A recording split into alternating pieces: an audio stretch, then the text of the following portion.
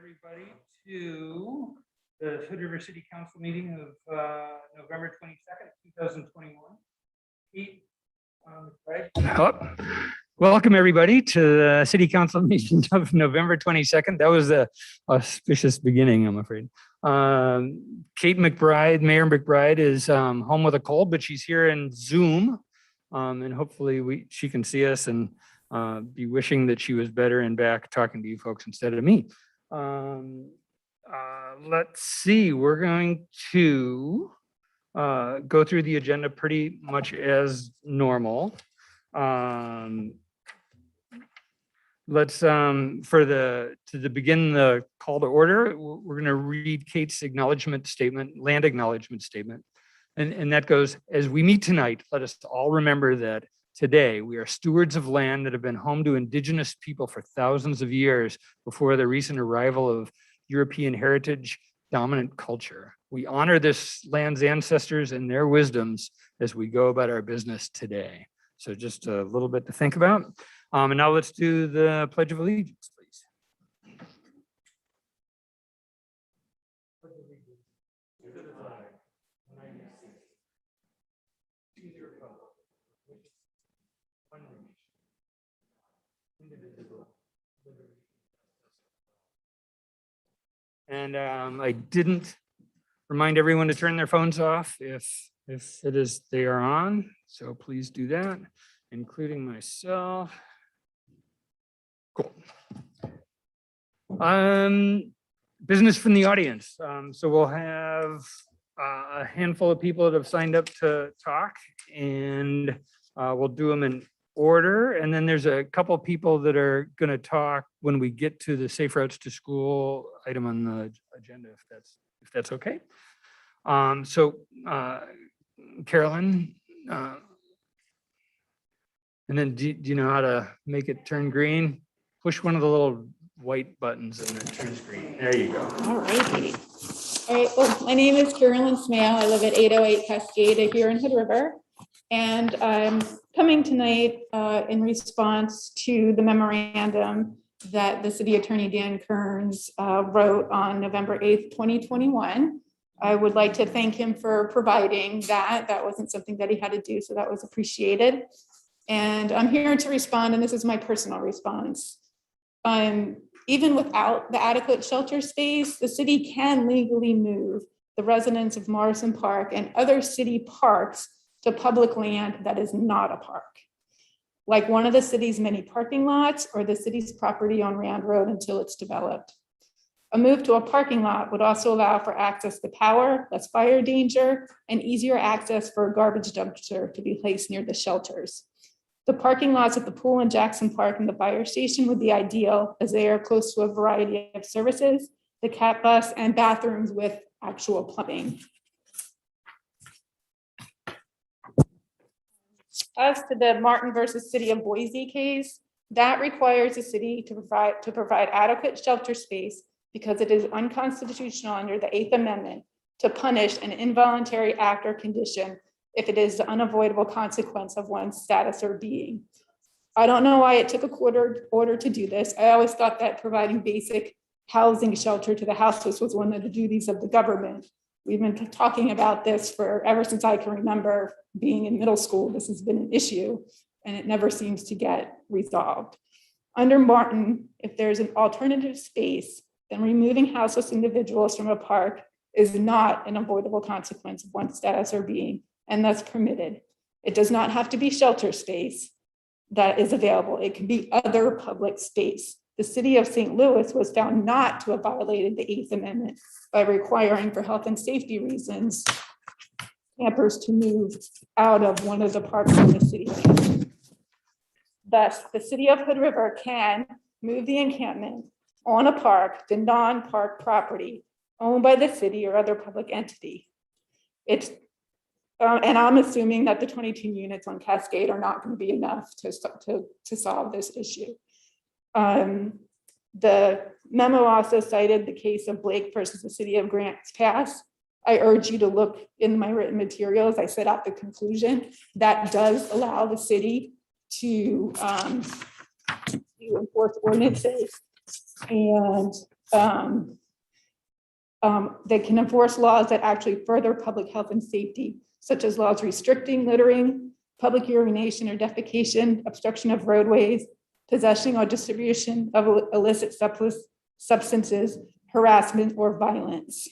So if the city wants to craft a legal policy that discourages setting up unsafe, unsanitary, garbage-laden encampments, it has the ability to do so. I believe it's hiding behind case law that it hopes that citizens do not read and understand. Thank you for your time.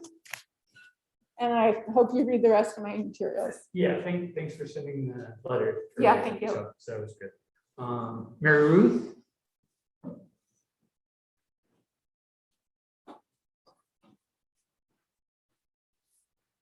Thank you. My name is Mary Ruth Petzing. I'm at 1806 Avalon here in Hood River. And I mostly came here to say thank you. I was very appreciative to read about the work in today's packet. It's a ton of work that has been done. I want to highlight the Safe Routes to School work that in reaching out to a community whose voices were not being included. That was an issue that came up at this council, and I appreciate that that was taken seriously and that steps were taken and efforts were made and resources were committed. And I hope that that serves as a guide in the future for ideas that were successful. I'm thrilled to see that they worked with Patricia Ortega Cooper. I'm thrilled to see that utilizing technologies and alternative things like Facebook Live or using the radio, many different options were used. And that's wonderful to see. And I also am very excited to see that the Rand Road development is proceeding, and I see the immense amount of work that's been done. And I know that everyone here and many, many more people have had hands in making that happen. And it's very gratifying to see the fruits of that labor. I also want to just encourage that that work continue. And especially just as an example, when reading through the packets, you notice that things are being reviewed by committees. And I would like you to think about taking the opportunity in the reports of those committees to note the voices that are present and are missing in those committee reviews. It's very helpful, I found in my work, to actually notice where our blind spots are.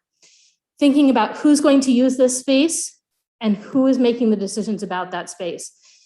If nobody in the committee is low income, if nobody in the committee lives in a household with children, or is a senior, or is a person of color, or those are good things to notice and actually write down. It helps us as the public understand what might be missing from the report and what we could bring in. And it helps people who are making the decisions recognize our blind spots. When we learn to drive, it's not that we can't have blind spots. Every car has them. We learn where they are, and we learn we have to turn our heads to check. So this is a process that can help us do that. This is a suggestion, but mostly, as I said, I came here to say thank you for all the work that you're doing. It's very exciting to watch. Thank you. Gabriela? Hello, my name is Gabriela Jorge, 3599 Belmont Drive. I am here to express concern and urge for some action to which I am not exactly sure what that would be, but something to think about. And I know that do nothing is not a good option, is regarding transient camping and camping in general in public ways and parks and trails. That is a concern to safety. I've personally felt very unsafe in one circumstance, and on top of that, litter and even feces. And beyond that, these people are definitely not in a good situation, and ignoring that will not put them in any better situation. And I don't have a solution for that. I just know that ignoring will only aggravate the issue. And I would be happy to discuss and brainstorm and think about solutions. But that's it. That's my word. Thank you so much. Thank you. White buffalo calf, want to see? And I just want to note that, you've come up and talked a few times, and we appreciate that. And I'm happy that you had the opportunity to talk to City Manager Abigail Elder, and hopefully understand that, as we councilors listen, we're listening for policy inputs, and we might not be able to provide an answer right then as far as specifics, but the 3 minutes is yours to let us know where we are. Thank you. Dear Hood River City Council, I was pleased to hear from your city manager, Abigail Elder, last week.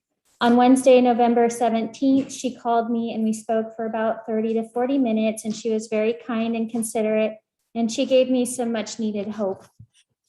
First, I'd like to ask your forgiveness for the way I've spoken lately. I'm not always loud and harsh. You understand, I come from the Wanisha clan. We have this name because our people say what we want to say. My great-grandma was Sally Queen, click-a-tat. Please don't be misled by my humble blue-collar servant shopkeeper look, because the royalty runs thick in my blood. The Wanisha are the famous medicine people who travel the world healing and trading. I am Queen White Buffalo Calf Wanisha of the West. Like most queens, I have a short temper and I do not like to be ignored. Now you know. I hereby declare my queenship formally before you today.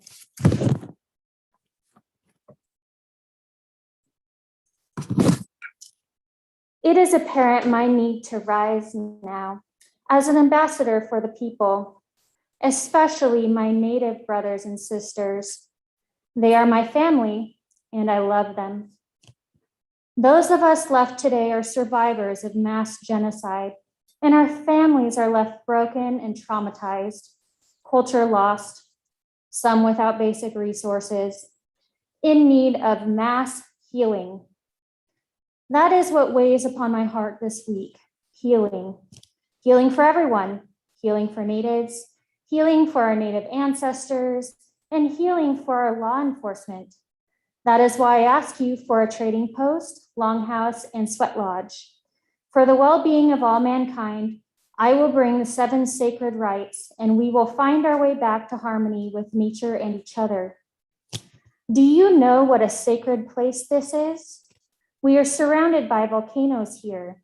Us natives, we worship these volcanoes. They are living beings, and they are Earth's defense.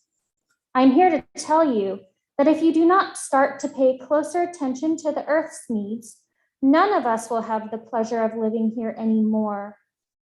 Earth is queen too, and when she gets ignored and taken advantage of, sometimes she explodes and kills to get our attention because she doesn't speak using words. I hope I am making sense.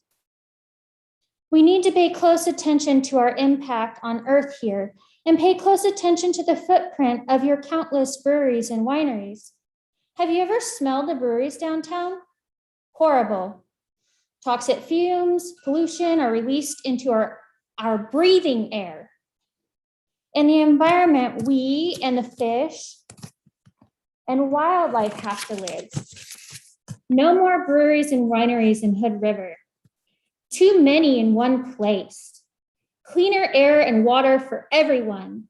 This is a health issue. Thank you very much. Lastly, I want to talk about police mental health.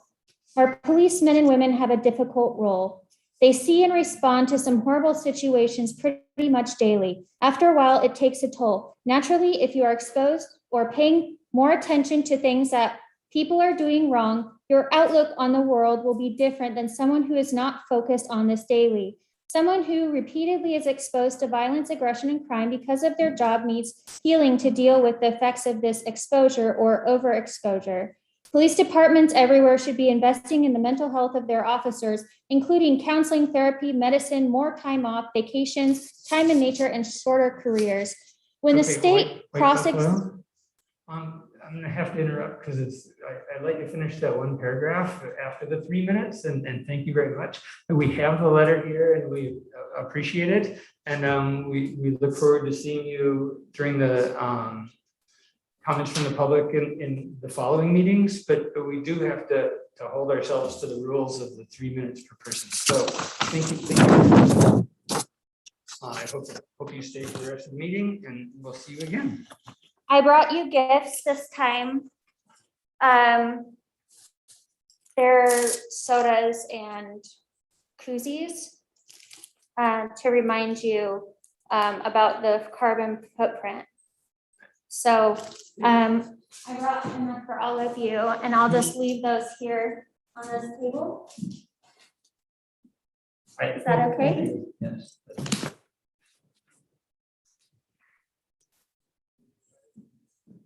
Okay, that's comments from the public. And now we go on to presentations.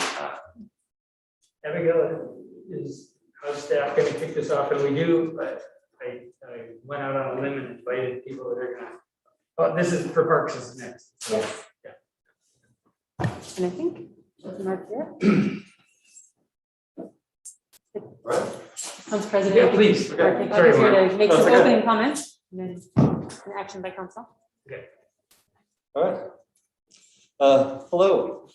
My name is Mark Hickok. I'm the Executive Director of the Hood River Valley Parks and Recreation Districts. Thank you for allowing me to present to you this evening.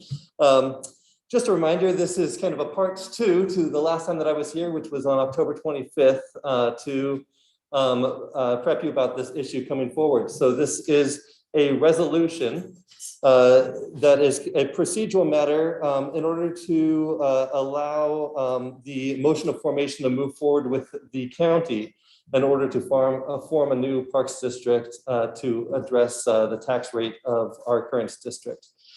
Since the last time that we met, our district board has met and unanimously approved the maximum tax rate of $1.24 per thousand. Using the median assessed value for Hood River County, this would cost the average household an additional $14.60 per month. What this would fund would be the replacement of the swimming pool with a community center that includes a competitive tank, a warm therapeutic pool, recreation pool that may include lazy river, water walking channels, splash pad, enhanced swimming and instruction zone. The facility could also include a community meeting area, classroom space, and expanded multi-purpose fitness space. This would also fund the transfer of community education and youth sports to Parks and Recreation, and construct the West Side Park, and put together a park acquisition and trail improvement fund that is aimed at speeding up the capital improvement implementation plan of our multi-jurisdictional master plan. As you know, system development charges don't fund everything completely for Parks and Rec, and we have mentioned lots of times it'd be nice to be able to have some sort of a revenue source to help make up the difference in that and get some of these things so that we're not just purchasing land, but we're also being able to fully fund the building of that.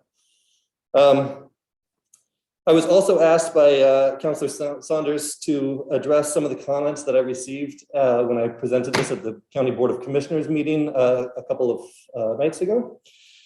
And a couple of those questions from Commissioner Babbitts that were also echoed by Commissioner Benton was, first of all, the question, does the new Parks District do anything to address the fragmentation of a system ran by multiple agencies? And my answer is yes. We've recently signed the IGA with the school district to take on community education and youth sports from them. And this is us being able to fund that. Right now, they gave us some money to transfer the program for the next 3 years, but that money will be going away. And the other thing is that with the additional resources that a new parks district would bring, it would put us in a better position to work with the current entities who own and operate and manage the parks in our community. As I've mentioned before, we have one maintenance guy split between the pool and the rest of our parks that's working out of a shed, and being able to have a better way to manage the parks and everything like that it gets us into those conversations in order to be able to do that. We've talked at the multi-jurisdictional master plan process a lot about what that looks like. And I think we all agreed that we're not quite ready for a full consolidation yet of parks and recreation services, but more along the lines of cooperation, shared agreements for contracting and sharing equipment and things like that. The next point that he had brought up was governmental decision-making, and the point that that these sorts of funding things, both with special districts and these sorts of things, perpetuates a piecemeal approach where you have a board whose responsibility is strictly for parks and nothing else, which can possibly get into a priority conflict with city and county. My response to this is, because of the taxing structure in Oregon, special districts are how we fund a lot of the different things that we do here in Oregon. There are over 1,000 special districts across the entire state and dozens here in this county alone, including irrigation districts and fire districts, the library district, water soil conservation district, port districts, lots of different kinds of special districts. So these organizations don't really conflict with each other. Sometimes there are some mission things where we have different things, but for the most part, we are elected by, or we are created by constituents and elected by the same constituency. And I think that we've done a great job of partnering in the past, and we'll continue to do that. And so I think that this is still a very good, viable way in order for us to move forward. The last comment that he had was a worry about compression. Currently, we're at $7.14 per 1,000 compression here in this district around the city here. And when we hit $10 per 1,000, compression kicks in. And so there was a concern about future urban renewal districts and the possible public safety districts that might put them in Measure 5 trouble. I did look in with the county assessor, and urban renewal districts will not count against this because urban renewal is not a raise in the tax. It is goes in and does not raise the actual tax rate. Well, I think it was explained to you the other night, but it will go against the future growth of these other things, but keep the tax rate at the same spot. So that one is not a concern. If we were to raise, and we're at $7.14 here, it would put us at about $8.04 is where we would be. So there'd still be just under $2 per 1,000 worth of headroom, which is actually quite a bit of headroom, one of the highest in the state, as far as when you're looking at where people are within this. Remember that compression rate does not include education. Education's got its own compression rate, and they are actually maxed out at $5 per 1,000, but that doesn't count toward that. So those were the questions I was asked to answer for them, and I would love to hear if there are any questions from council here today. Does staff want to do anything presentation-wise before we get questions from council? No, I don't think so. I will note that the city attorney, Dan Kearns, is also on the meeting. So if you have questions directed to him, he can also respond. Hi, Dan. Let's go to the screen first. Mayor Kay, any questions for Mark or staff? Sure. I think Mark answered most of the questions that I had already. The only thing I had is in the actual, not our resolution, but the resolution before the county. I think there was just one that I saw, which was the whereas on our packet page 6. It's the second whereas. It seemed a little maybe vague or all-encompassing, how it said that Parks and Rec would assume all of the authority and responsibility for providing parks and recreation facilities. So, I would think it means all of the parks and recreation facilities under their purview, not all of them in the county. So it seemed a little bit vague. there. I don't know if that's a concern for Dan or for Mark Hickok or not, but that was my comment on it. I'd love to hear from Dan as well, but this is something that I'd have to bring up with our legal. He was the one that drafted this, Ruben Cleveland, and check with him on this. But this is something that I think that if he has a concern with it, we could probably get this amended and back to you guys to address. Madam Mayor, I just had a couple observations about this recital. I think it's just, my sense is it's just inartfully worded. I think what it means is that the objective here is for this district to have all of the authority granted under or available under state law to operate park facilities. I assume that's what it is. There's nothing in state law and either of the chapters of Oregon revised statutes that come into play here that make this exclusive to a park district. Certainly it says that another park district can't form and have a territorial encroachment, but doesn't infringe on city municipal authority under your home rule charter. So it would be interesting to see what Ruben thinks about that, but that's my sense. I mean, this city has the authority to own and operate its own park facilities, city parks. It can do that. So I wasn't really troubled with this. I just kind of wondered why they had worded it this way. I don't think it's meant to be exclusive. Certainly, if that's the intent, that's not really consistent with state law. Thank you. That's all I had. Jessica? Thank you. Yeah, I appreciated the information about compression. That was kind of the only question I had. So otherwise, I'm good. Thank you. Gladys? Thank you, Mark, for being here today. I appreciate you taking the time to just paint a little bit of a vision of what it's going to look like, because I've been really confused around what are we saying yes to? What does that look like? So I want to repeat what I heard, that the idea is that you are not only just updating a pool, but that you're also thinking about some sort of rec center, correct? Mm-hmm. Yes. Okay, perfect. So since the last meeting on October 25th, what sort of planning or additional meetings have taken place with any of the other entities who are involved with the current parks that we have in place now? Since the last meeting. So since the last meeting, I did go to the County Board of Commissioners and kind of introduce this. We were not, they did have some questions about what sort of things, with their parks they could possibly have in there. I think that is definitely something that we can talk about. I know that, right off the bat, they've got Ruffin and Panorama Point and Oak Grove that have had some issues with funding right there, and we are willing to have those conversations with them. And then with the school district, of course, continuing our conversations about community education and how we do those. Okay. I know we have the master plan, but how close are we to either having those conversations or wrapping those conversations up? So I don't think that we'll ever wrap those conversations up. I think that's an ongoing dialogue that we need to continue to have. And actually, Councilors Zandmiller and Saunders have recently had a conversation with me about, getting the team back together and continuing to have those conversations.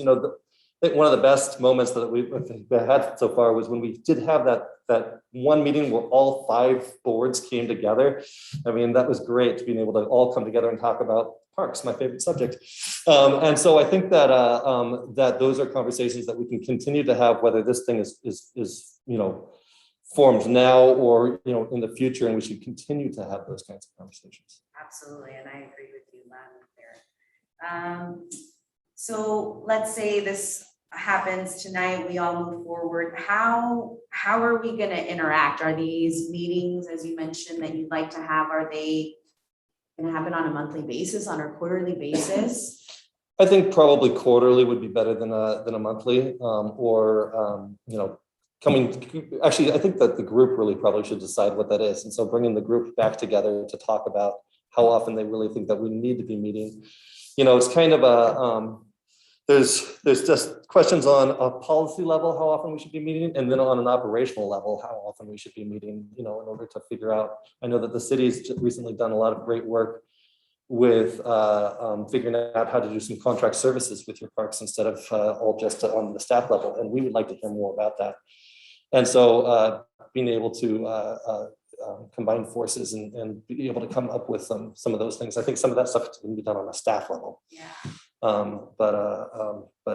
But for sure, I think that's something the group needs to talk about. Well, I do agree with my peers that have stated, that this process has been a little fragmented.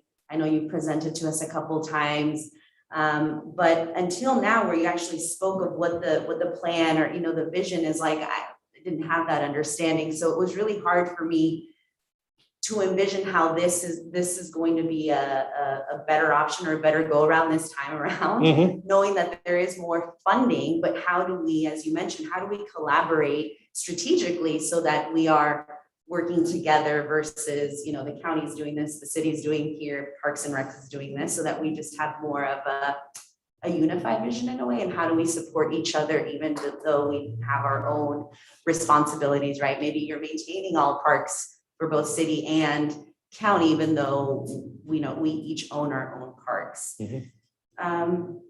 And I appreciate you giving some of these updates around compression, because those were questions that I think we've all had. So Yeah. thank you for that. Well, thank you. Hey, Mark, Hey, Tim. how are you? Great, how are you? Good. I guess I have a question. How did you come up with the rate? The what? The rate. The rate, great question. And so the rate comes from a calculation that the county had given me on being able to figure out how much each penny per thousand gets us to. And so I really started with putting together a capital plan, and then one of the main things in there is our the rebuilding of the pool, and we did in 2017 we did a large enclosure study with Opsis Architecture and looked at multiple different options on what we would need in order to do that. And then we went back to that architect this year and asked them for all of the escalation prices to put it in 2022, 2023 numbers on what the construction of that would be. The rest of it was a lot of numbers that came out of the Parks and Recreation Master Plan. And then we looked also in that master plan at the operations side and what's the recommended staffing levels would be for the amount of acres that we were having, and did some calculations from the master plan on how much property we plan to be managing within the next 30 years and how many trails and everything we would look to be managing within the next 30 years. And then we looked at, adding community education, adding the right amount of operation for the size community center that we did, and put all of that into a calculator, and then kind of backfilled it with that other number that the county had given us that put us there at the $1.24 rate. So it was pretty extensive, and it came out of multiple planning documents that we've been working on for years. A few years ago in 2017, actually, Councilman Zandmiller came to our board meeting and really tried to pitch us at moving forward at that time when we first got that master plan or that enclosure study out there to move forward. And we really said we really wanted to study the whole system as a whole with all the other parks entities with the master plan. And that's what we did. And that's why it took a little longer. Then the pandemic happened and we pulled it off of the ballot at that point and such. But right now, that's where the timing is right, and the pool is continuing to deteriorate. So it's time for us to move forward on it. So then it's a kind of a mixture of both capital and operating expenses. Correct. And so you have some immediate things that you're thinking about with respect to the capital expenditures. Mm-hmm. So what happens to the rate then when those are completed? Great question. So So we are allowed to borrow against our general fund rate. And we have done that in the past. When the Parks District was originally formed in the early 90s, we did not have any sort of a bond or anything extra there. We borrowed against the capital rate in order to do many of the fixes in the capital on that project. When those loans are retired, there's two things we can do. Well, three things really. You can either reassess where you want that line between operation and capital and be able to fund more capital. So the idea is that in 30 years, if we were to take out a 30-year loan or something like that to build a large community center, when that is retired, 30 years, we might need to have more operational dollars. And so you move that line some and you put some more of your funds toward the operation of the facility. And the idea is at that time, you probably need to do more capital. And so you can borrow against more of that capital in that spot.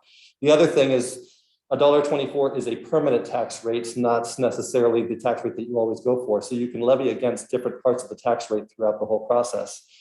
In fact, if we were formed, we probably wouldn't need the full $1.24 in the first year because we would be doing some planning and some other things in designing the pool and different things like that. So we would levy against only the amount that we needed and be able to move the line within that.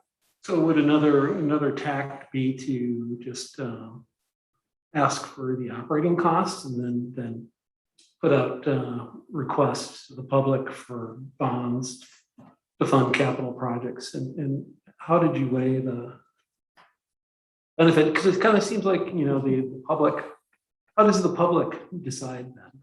Yeah. What the Parks and Rec District funds with respect to capital. I do have Anna Cavallari here today. That's our board president, and she could maybe speak a little bit to the conversations the board had around that, if you'd like to, Anna. Sure. I'm so glad you asked. One of the things that the board really spent a lot of time on and discussed and was trying to be very diligent on was,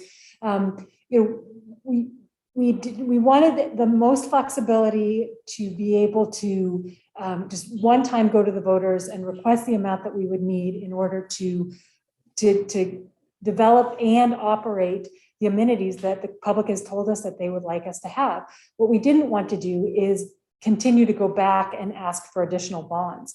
So it's a big ask, but the idea is we ask one time, we utilize the resources that we have, and we don't have to go back and ask for bonds, which the public could or might not pass. So in our mind, it was better to just go one time and say, we're going to request this amount. We might not need it all at once, as Mark indicated, that we might just, we might levy a portion of the maximum rate that we are requesting, the $1.24, until we need that amount. But then we can borrow the amount that we need against for capital improvements. And then once we pay that back, we could utilize that money for operations, as Mark said, or we might just, I think that's another option, reduce our levy at that time. But this way, we're not going out to the voters every 5 years to say, okay, you passed a bond to help us build these amenities. We're going to need another bond to pass to operate them. That just doesn't seem fair to our constituencies. So, and then what happens if the constituency says we don't want to pass the bond again is now we've got these amenities and we can't afford to keep them open. And that seems like an injustice as well. I was kind of thinking the opposite, where you would request the operating expenses and then put out bonds for the capital expenditures. We can't operate them if they don't exist. So. It's an option to look at. It does make things more complicated with asking. If you remember right, a couple of years ago when the county went out and asked for sales tax levy and a property tax levy at the same time, there was a little bit of confusion. They both failed. When some people voted for one and not the other, and others voted for the other one and not, and they found, I think, that the two of them were competing against each other. And what I had heard from them at their meeting right directly after that was that they wish they hadn't put two things on the ballot at the same time, and been asking for one thing. So that was another one that we were kind of looking at. Is it's already complicated as it is, where we're asking people to dissolve the current tax district and reform a new tax district or a Parks and Recreation district. If we were also then asking to do a bond as well, we thought it might just muddy the waters too much. So how then does the public actually have input into what the capital expenditures are? By attending our meetings and speaking at our meetings and electing the board. One of the things that this will happen, that this will do, is it creates a new parks district. And so all 5 board positions will actually be open at that time. And so all 5 positions, the public will be able to elect those positions again. And so, it's kind of the same question of how the public has input on, city council and your capital programs and such, is they show up at your goal setting sessions and they talk to you. They come during public comment at these meetings and they reach out to their constituents or their elected officials in the same way that they would do with us. So with respect to what we're approving tonight, then, there's one of the items there that said that there's going to be the final boundary and permanent tax rate is still open for negotiation. How does that work going forward? On what? How does that work going forward? What's the process for that? So the boundary is not open. The boundary will be the current boundary of the current parks district right now that we have. And the maximum assessed rate is going to be set at $1.24 per thousand. Okay, thank you very much. You bet. Thank you both for coming. I'm gonna dive in a bit more on the capital versus operating expenses as well. And I'm wondering if you can do the rough proportion of the $1.24, how much is gonna be capital versus operating in the first, let's say 5 years or. If you add, I don't know about the first 5 years, I would have to figure all of that out. If you add up all of the capital and all of the operation, it's probably about 45% operation and 55% capital. So, let's just say for round numbers, 58 cents and 67 cents, something like that. I don't know if that equals $1.24, but. Okay, and how much of the capital would be the pool in the first, however long it takes to pay back the pool, I guess? The pool is about 31 million. It's about 3/4 of that capital or so. The pool's a pretty big push of it. Okay. Yeah.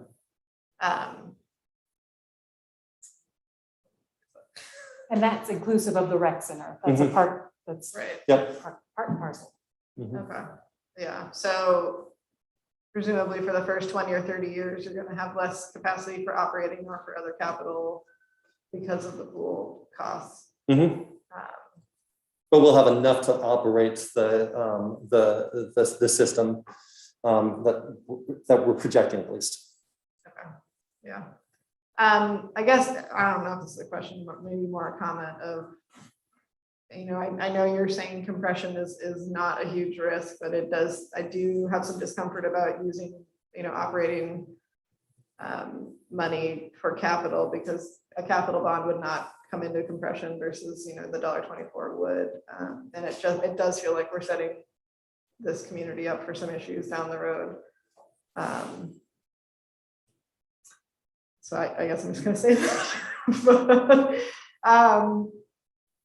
Okay, and then I guess this may be more for Jan, but in our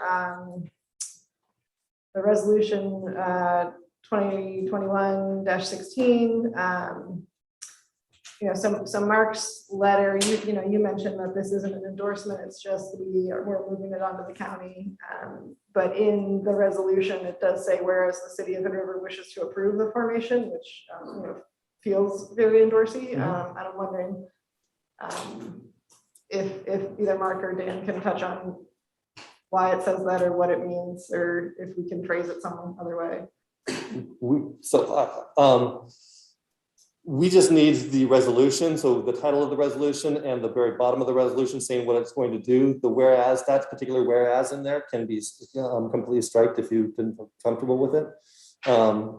We authored this first just to be able to give you guys something to edit and look at. And if you wish to strike that, that does not change the what we need this to do. Okay, and so I guess this is also the title, and one of the therefore certainly says, approving an order of formation, which again, I guess is approval versus sending out to the ballot. I think that's more of a procedural thing that you have to, you do literally have to approve this in order for it to go forward to the thing. And again, it's not the order, it's not the formation, it's the order of. Or the order, formation. So it's approving, going out to the voters and asking them what they want. Okay. I guess I just want to make that very clear because there's certainly different. Dan, that rings true. Yes, I think that's Mark pretty much got it. The statute they're operating under to form this, and it's under the general special district statute.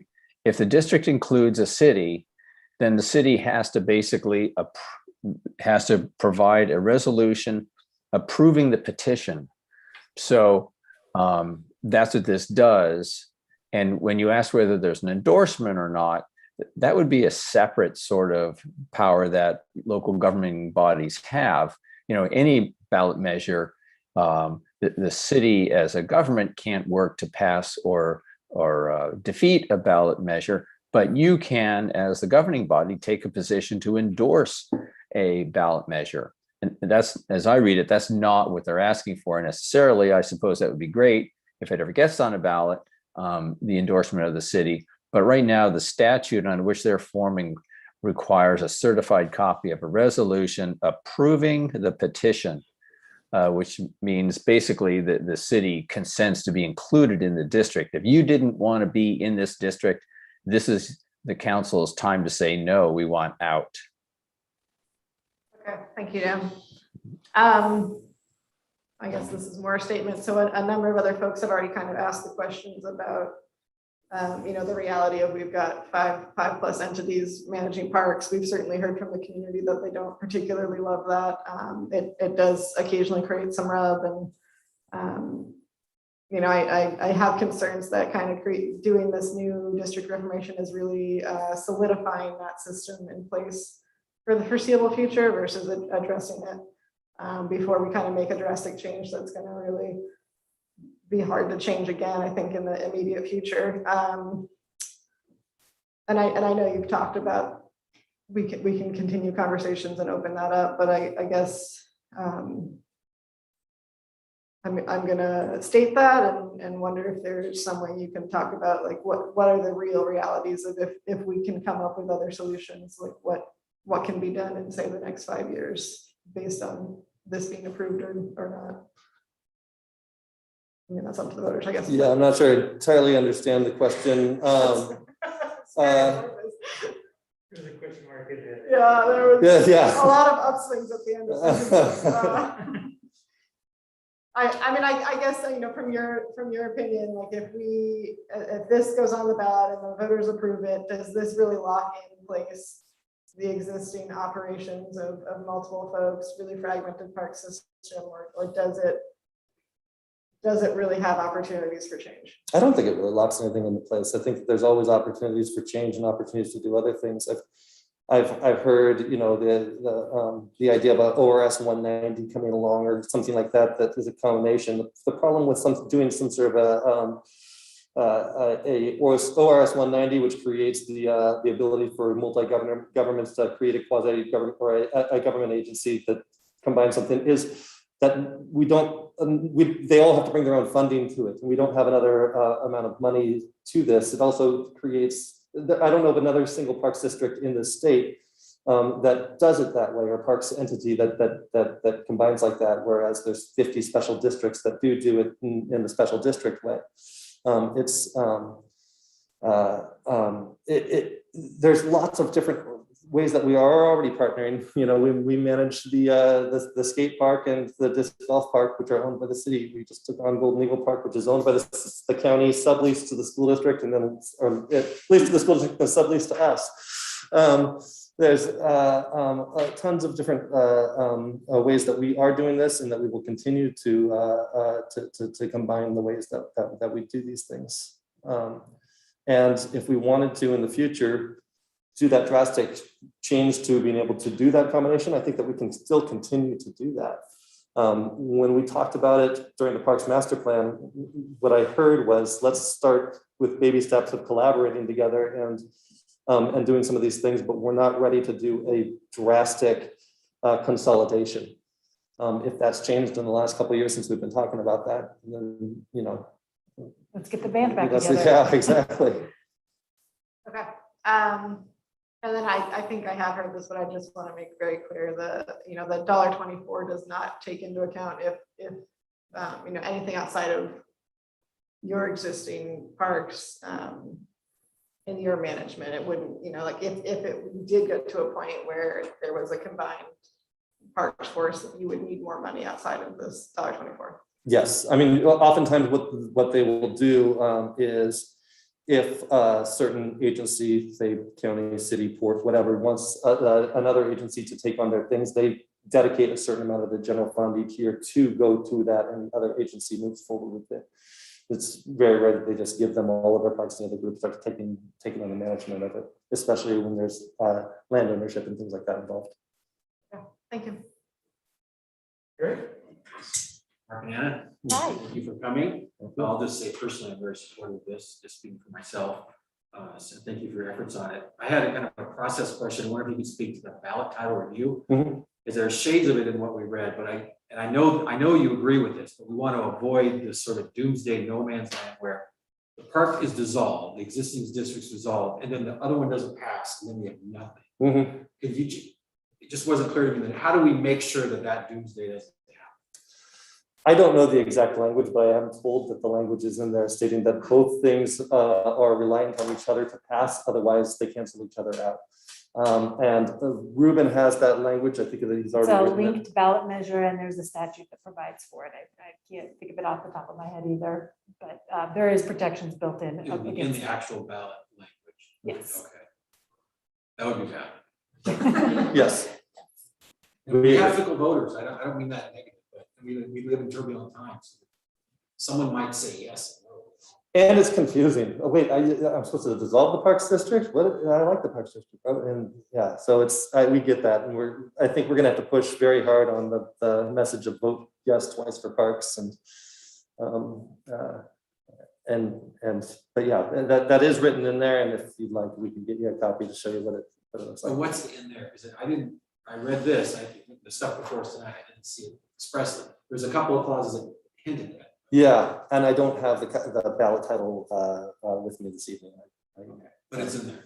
Yeah, linked ballot measure, that's the terminology, but yeah, we can get that for you. Yeah. I think that also it's important to say that the approval of the city council tonight and even the approval of the county commission on December 6th does not necessarily mean this is moving forward. That gets the ball rolling. Procedurally, this is what we need in order to stay on schedule in order to get up to that point. The county is the one that will eventually make the decision to put this on the ballot. And that decision isn't until I think in February. And so we need to get in line right now so that we can start getting our 30-day notices out about the first hearing and second hearing and all of that. And so don't think that if you approve this tonight and something is a little off that you still want to check on, that this is like your last chance to talk to me about it.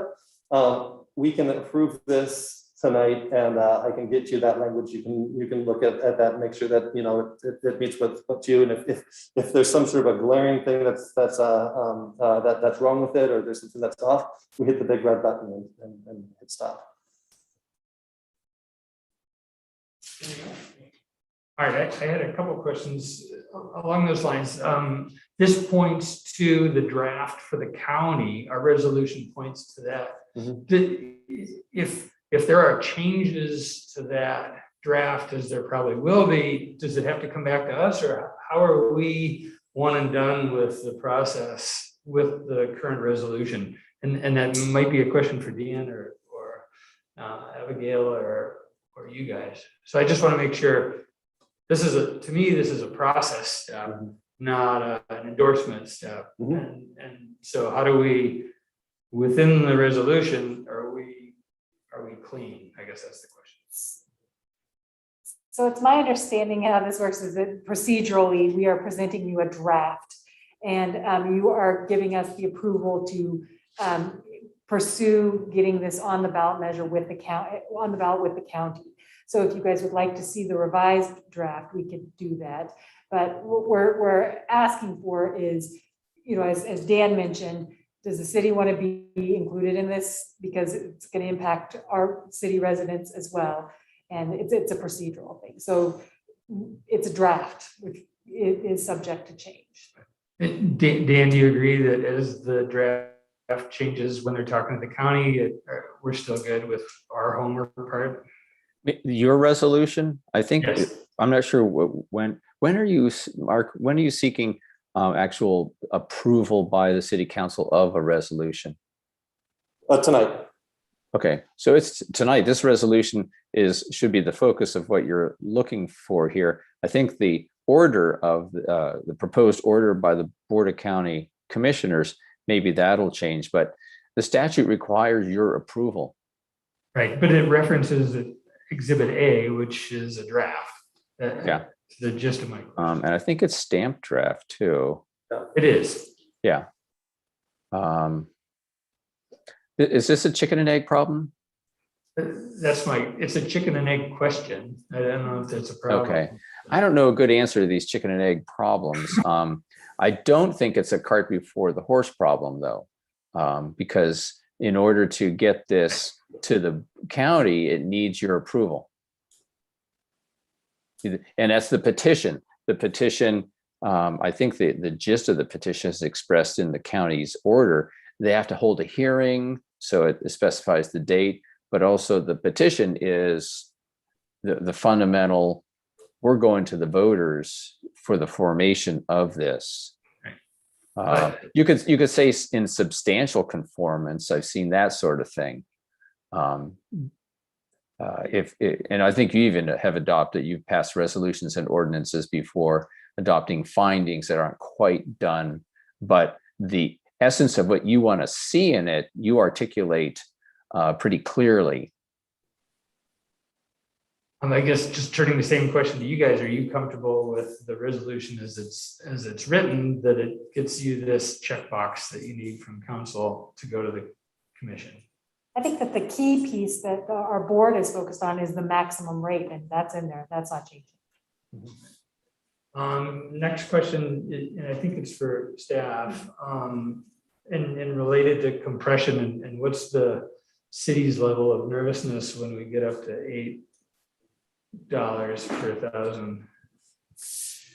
I think it's a low probability that we're going to have an issue with compression. But it really all depends on our crystal ball into real market value, and the needs that we're going to have as far as using up the rest of that $10 of space in the governmental category. One small piece to clarify though is that urban renewal does affect compression in that assessed value. It moves assessed value, a certain portion of assessed value from the education component into the governmental component. So actually has a beneficial, aspect of it for us here in Hood River County that has a really high, whose the education rate actually already exceeds $5 per thousand of assessed, which is the education limit, and move some of that over into the government side of things where there is currently more space available underneath Measure 5 limits. So this does not negatively impact our urban renewal, just to make sure I understood that, right? Urban renewal and this both vie for space in the governmental $10 limit within governmental, but as it stands today, there is ample room. Whether or not that continues in the future, it depends on what other needs there are for taxing authority within that $10, and also whether or not real market values always stay well above assessed values. And looking at the theoretical west side, these things all dance well together. I think it's low probability, very low probability of compression. Sorry, just based on what you said, so if we were to hit compression, that would impact urban renewal if it's in this governmental bucket? Everyone, operating levies, my understanding is that if you have a temporary operating levy, that gets compressed first. And then after that's gone, kind of everyone takes proportional haircuts, all the taxing authorities. including urban renewal. Yeah, so that would hurt urban renewal as well. Just by the fact that Uh-huh. the overlapping districts Yeah, would get trimmed therefore. yeah, exactly. Yeah, I still, Mark, I don't think this is a well-cooked plan.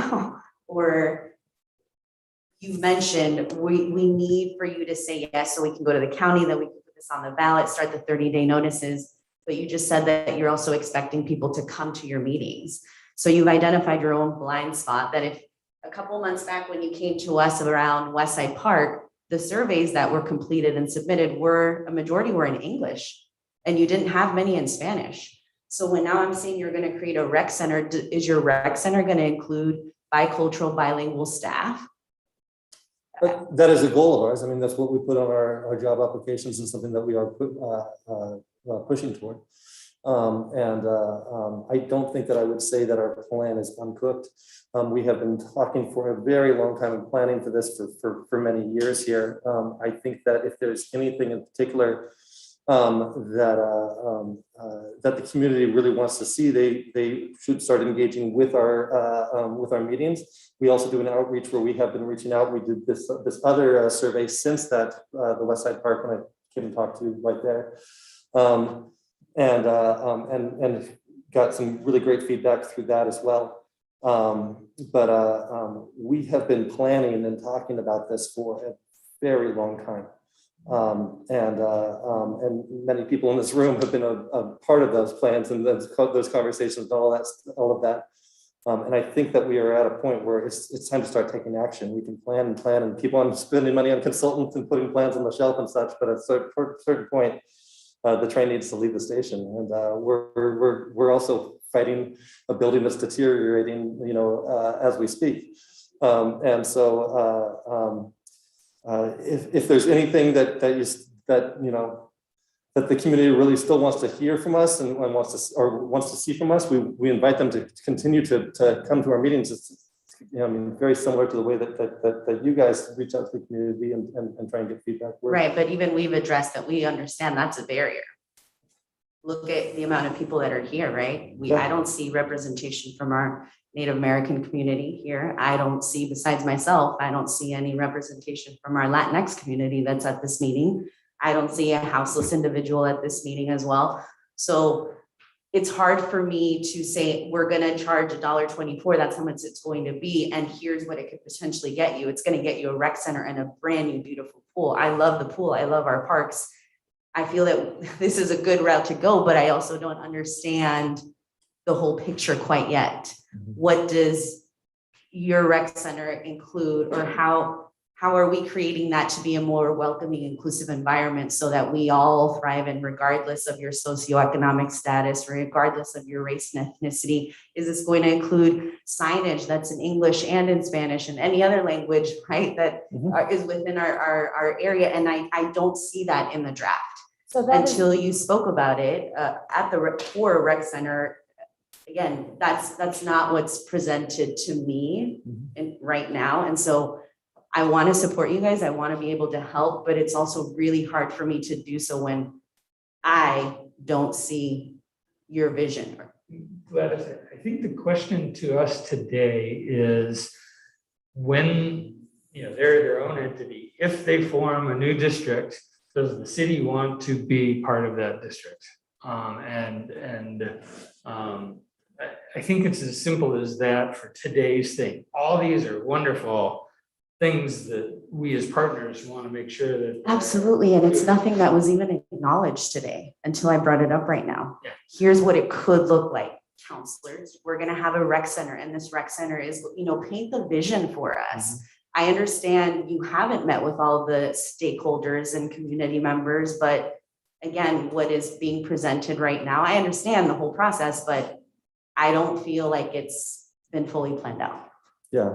And that's just my opinion. So during the pool enclosure study that Audits Architecture did for us in 2017, we had a specific Latino outreach stakeholder group where we worked with the next door and had them form a group to come out to the aquatic center on a Friday night and let their kids swim for free. And they came in the birthday room and gave their feedback. It was led all completely in Spanish. And we got great information and a report based on all of that. All of that information is stuff that we have done and was very important, but I don't think that it all fits into the procedural resolution that comes to you this evening to paint the story. But it's also the planning is not over at this point. This is to get something on the ballot in order to create a pool. The pool will now have to go through a process of design and what exactly we want. If you notice when I mentioned the things that it could have, is I said the word could instead of would have. So certain things like a lazy river or a community meeting space or different things like that could change a little bit over once we are going out and spending an entire year worth of design and plan on exactly what the building will look like, the location of the building, all of those different things. So we have good ideas of where to start on that, but those conversations are not over. We're not closing the book on all of that stuff. But I think that that's very important things to continue to consider. When I've had constituents ask me, how is this a good return on my investment? I have a hard time painting the picture. And so it's hard for me to sell what you're trying to sell to us all without knowing what that looks like. And that's just my opinion. I don't understand the complete return on our investment for the $1.24. Is that going to just be the rec center and the pool? And then after that, what comes next? Kate has a question. Go ahead. So I think the question tonight is, for me, do we want Parks and Rec to dissolve and try and form a new district that has more money to operate and to build a new swimming pool and rec center, period? We will not be making the decision. The citizens will be making the decision, and it will be the job of the Parks and Rec district to sell their vision. They will have to make sure that they, with information to their partners, which would be the city and the county, and to the public, to say, this is our vision, this is what we want to have, do the surveys they've done, and then do the job of selling it to the public so they will vote for it. Because if we don't understand it, or we don't have a vision that we think is good, we're not going to vote for it. So, I personally am going to vote for it. I think we need a new pool desperately. But, I think that tonight we have a very simple ask, and then it will be their job to sell it to us and work with their partners to make sure that we know what it is so we can talk to our constituents if we want it. And they're just asking us to let them explain it to people and sell it to them. Jessica, I think we've transitioned from questions to deliberation. Jessica, anything at this point? No, I appreciated the mayor's summary of, and that's my understanding. That's the conversation we're having is, can they put this on the ballot? And yes, please put it on the ballot and please educate all of us. Thank you. I think so too. So we're approaching needing a motion to approve this resolution. If we're approaching that, I guess I would love, if the councilors agree, I would like to take out the fourth whereas from the resolution. The city of Hood River wishes to approve the formation, as I read that as endorsement. I assume that, the general public plain language reads that as endorsement, and I understand the approval language is the format for how we move this forward to the county, but if that's not necessary for parks and Mark says it's not, I'd just like to remove that just for clarity with the public. Then we can talk about that endorsement once we're into campaign land kind of thing. So but for tonight, right, understood. That makes sense to me as well. I still have a question on section 5. And part of what our resolution states is that we're approving this document. And if the permanent tax rate is not subject to change, we should strike that from section 5. Section 5 of the draft. This is in the county's draft. Yeah.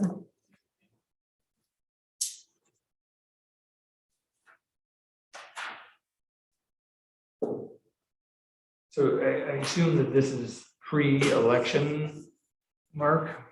Can someone tell me where it says the rec center in here on this? Because I only see It does swimming. not. That's Okay, just. so that's what I get. This is purely forming a government agency whose plan is to. So I just hope it makes sense to everyone that until you said rec center, there was nothing on here that said rec center to me that I saw. And that's what I was trying to express to you all. Sure. I had no idea there was a rec center included in here because it only says swimming pool.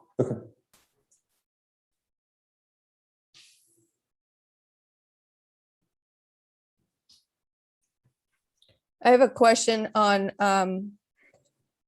page 6 of the packet, which is the actual county commissioner draft that we were just talking about. Looks like section 4 says that the limit would be $1.24, but then section 5 says subject to change. So I'm assuming subject to change means less than $1.24 because the paragraph before sets the maximum. Is that correct? Is that your question as well, Tim? So, So every year, our board adopts a resolution to fix the tax rate up to our maximum. We've always done the maximum of 34 cents per thousand because we need it. But this sets the maximum, the limit to be $1.24. And as we were discussing earlier, if we don't actually need that much, each year the board can adjust that amount to be a specified amount, but it would never go over that $1.24. So, and I'm, hopefully Dan can correct me, but I guess I'm reading this county draft as it is the start of the public hearing process. And so the final name, boundary, and permanent tax rate can change based on public testimony versus it's about your future operations with a permanent tax rate that may or may not be levied every year. Is that correct? and this gets back to my question about whether this draft, I mean, it can go anywhere, I think, and we're still just saying, yeah, work it out with the county, where the city's in. I think that that's the gist.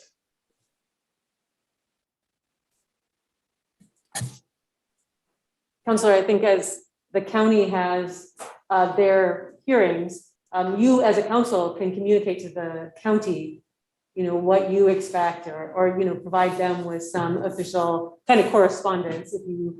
If you are watching the county deliberations and you feel like they're off track, you could send them some kind of official correspondence that, articulated what council meant or wants to see as the process goes. I don't know what the county's timeline is, how aggressive they are. And I am meeting with Jeff Hexel from the county in 2 weeks, so I can be checking in with him as well. But we can be monitoring. I think it comes down to that first, be it resolved on our resolution, which is that the order initiating formation, which is the negotiation with the county,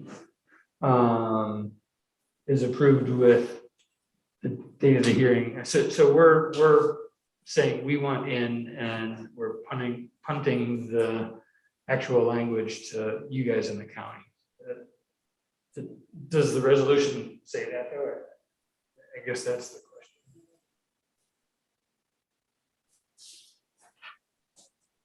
Dan, maybe? I was kind of puzzling how this could be changed. I don't really recommend that you attempt in your resolution or a motion to wordsmith the county's draft order.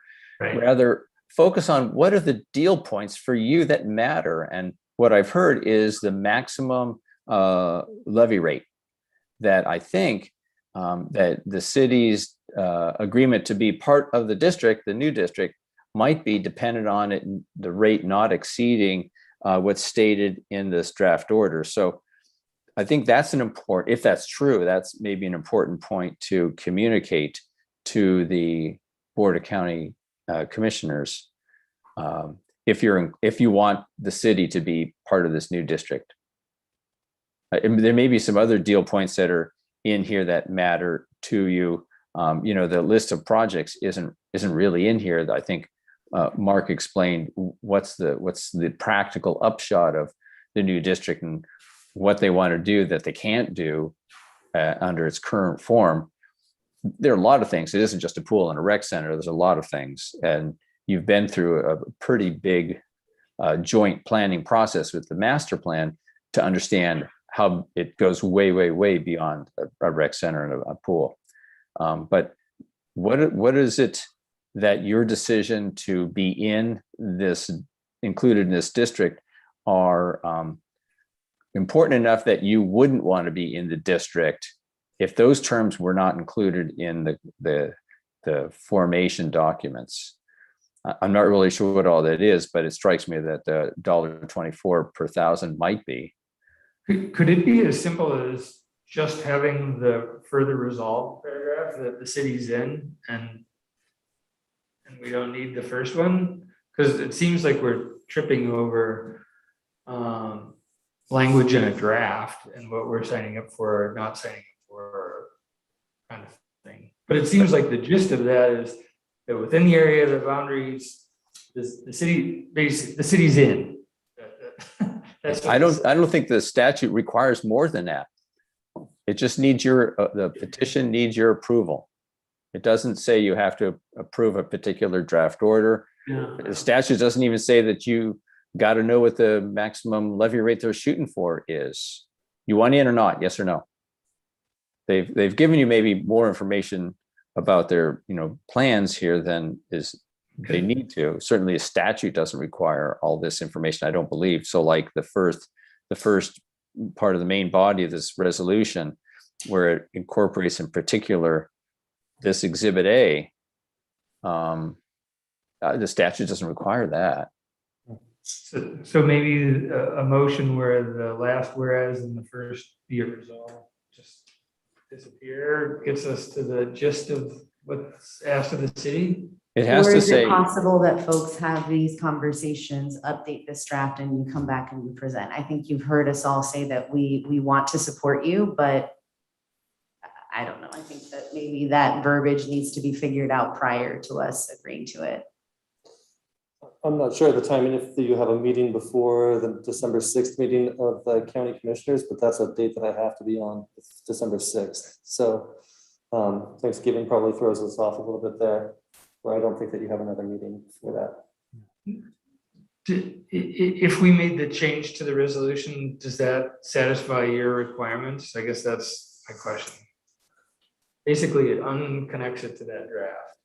And it says that we're in and you're on to do whatever you need to do with the county.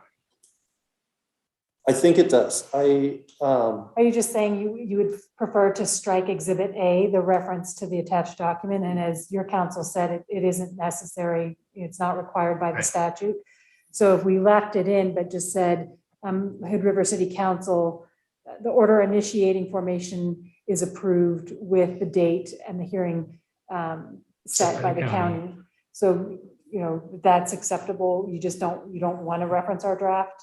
Can we remove that whole resolved? I think we still need something that shows that you approve of our petition to take this to the county. That's the piece that we need, because the whereas is just a recital that states that you guys are within the district. So we need a, so what? You need an approval. The statute requires basically what's in the last recital. The city of Hood River approves the formation. So the A word has to be in there. Right. So if we remove the words attached as Exhibit A, is what we're talking about, and leave that. I guess I mean, then we're just approving an order initiating formation without seeing, like, that doesn't seem like it's actually addressing. I say the city of, do you want to approve the formation? So don't talk about the order, just the city of, if you're inclined to do it, the city of Hood River, the city council approves the formation of the district. Might even, yeah. That gets back to my favorite issue of endorsement. I'd like to try a motion. Okay, go. Are you okay with that? Okay, so I'm gonna read the whole thing here and see, you guys can, when I get to a part I'm changing, I'll stop.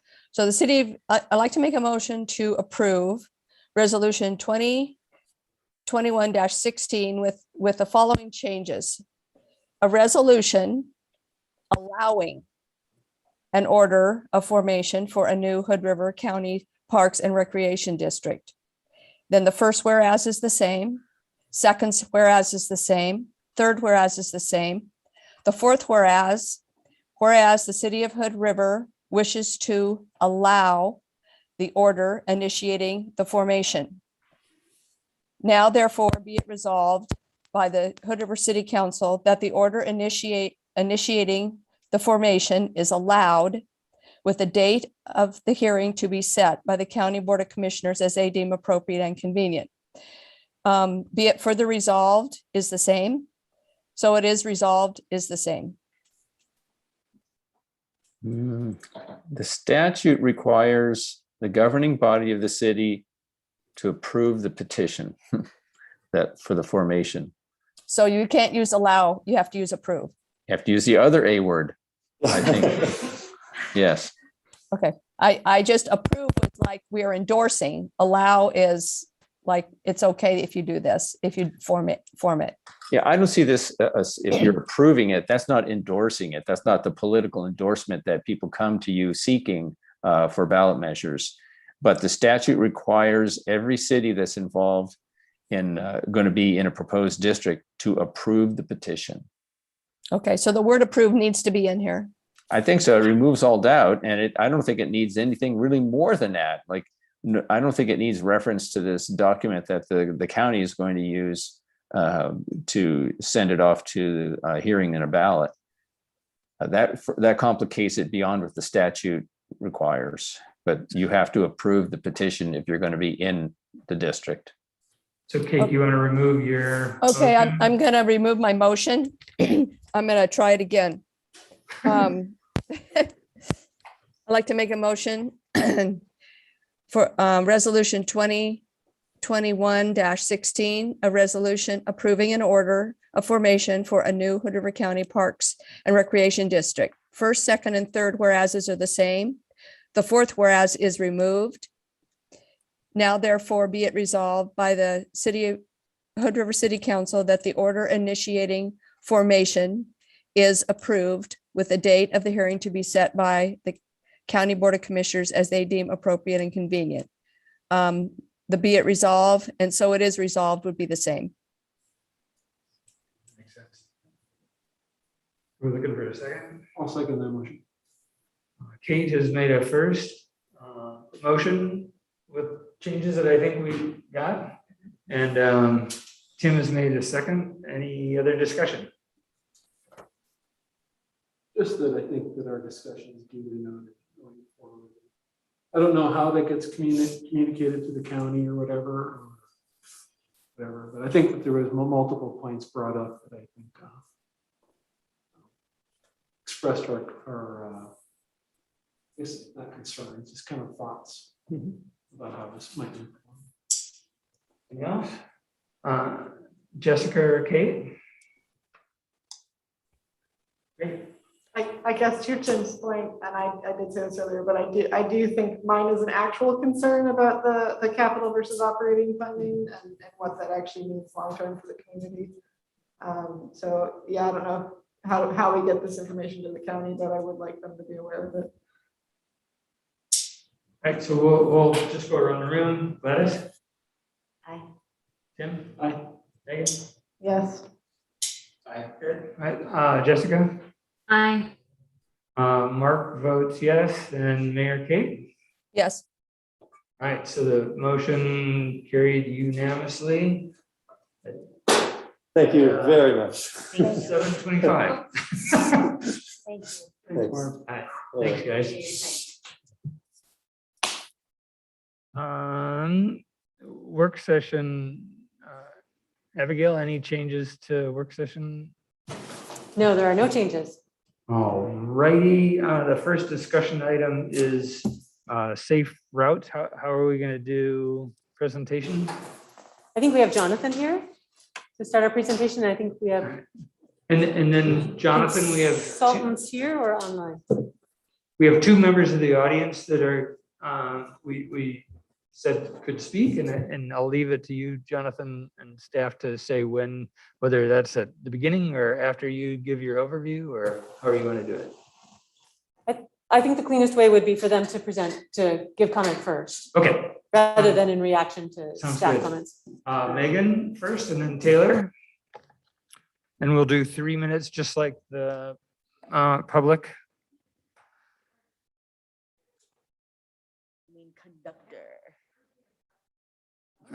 Man, I feel left behind.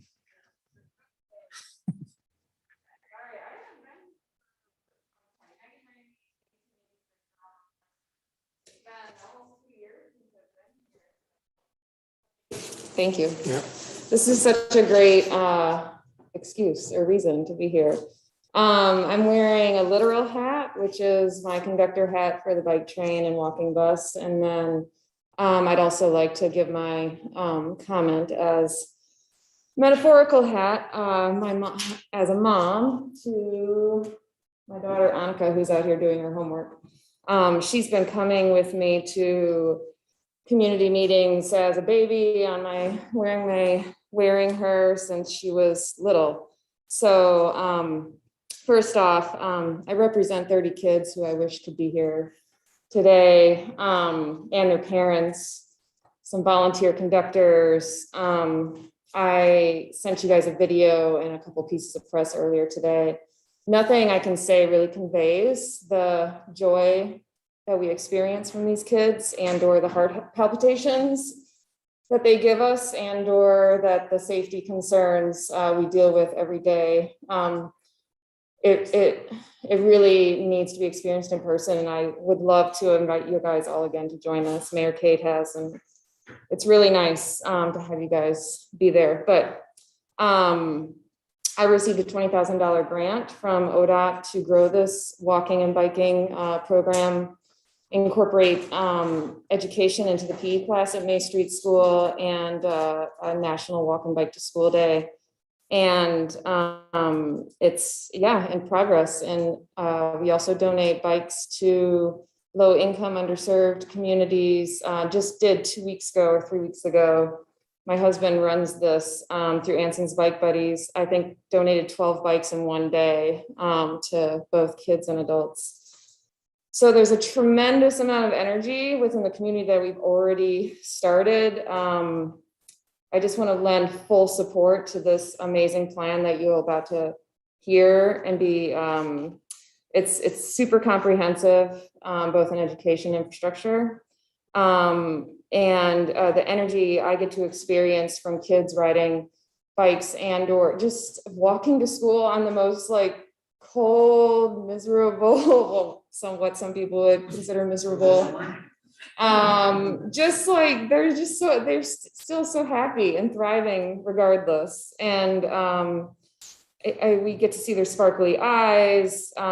People driving feed off this energy, and in turn makes them happier or have a happier day. And then there's just this whole, it takes a village that this system has created, with parents now looking out for each other, which is like the ultimate, hallmark and resilience. I have a couple more quick things. I'm sorry, I could talk so long, and I tried to. Yes. As a mom of a 12-year-old, she has been receiving a crash course in sort of traffic safety since she was young. And yet I know I have full confidence and support of her going out by herself. And I still hold my breath, hoping that she comes home alive. So imagine all the parents out there that kids don't have this training that she's had. and what that does to your psyche and emotions, how important the safety is. I've put in more detailed information in my testimony about specific infrastructure recommendations that I recommend. Just quickly, the heights, streetscape. Number 3, the design alternatives, I fully support, and/or the peanut about and the roundabout. And I just encourage you guys to harness this energy and lend your full support for this plan that Jonathan has helped develop for the city. It's wonderful. So thank you very much. Cool. Thanks, Megan. Taylor? Hello, Taylor Gauthier, 1621 4th Street. And I'll echo much of what Megan said. We've been doing this bike train, and it's been both wonderful and extremely scary at points, at the same time. But I would echo, the fact that, first of all, I want to thank the council for having put the effort forward and approved the Safe Routes to School. I came here almost 2 years ago and talked to you guys about this, and it's been wonderful to see this move forward. And as I was thinking about what I wanted to say to you, one of the things that occurred to me was, it's pretty amazing. There's a great anecdote that happened a week ago, or even just a few days ago, I don't remember, which was, there was a bit of a miscommunication amongst us parents about who was going to lead the kids to school and back. And we actually had nobody to take the kids back on an afternoon a few days ago. And all the kids arrived home safely by themselves. And that's a pretty wonderful thing, because now they understand how to do this, and they've gained that independence. And so they just took it upon themselves to just take themselves home. And sure, they could have done that before without us, right? But I think having that safety, the route, all of those things makes the rest of us not, I didn't freak out about it. Like, oh, okay, well, that's fine. My daughter made it home safely. Of course she did. So that was great. But I also think that there's something else that's interesting that occurred to me as well. And I want to point this out, which is, a year or two ago, if I had seen the urban renewal plans, 1, 2, and 3, I probably wouldn't have had a very strong opinion or known very well which ones made sense. And we've been doing this bike train now for almost a year, and it gives us really concrete information about what works and what doesn't within our city, because we're trying stuff and we're experimenting. I mean, as we started, we had routes, we had timings, and over the last 6 to 8 months, those have all been adjusted and fine-tuned. And if you ask me, should we put a bike lane here or here, I can tell you right now which one's going to work. There's a great example of Cambridge University, I believe, in the first year or 2 or 3 or 4, when they built it. It's a famous example of when they built the university, they didn't put paths in. They didn't put those in because they let people walk, the students walk, until they finally figured out what the paths were, and then they paved them. And so, I would say, this is a great example. Urban renewal or parks and rec, do experiments and figure stuff out and make judgments from data. So that's my recommendation. And thank you for having me. Okay, John. All right. Good evening, Council and Madam Mayor. It's my pleasure to be here again to talk about Safe Routes to School. So my colleagues and I have been working since our last meeting in May to enhance our community outreach and feedback. And tonight, Katie with Alta Planning and Design is here to present the results of that outstanding effort and try and get your feedback on our progress and our priorities.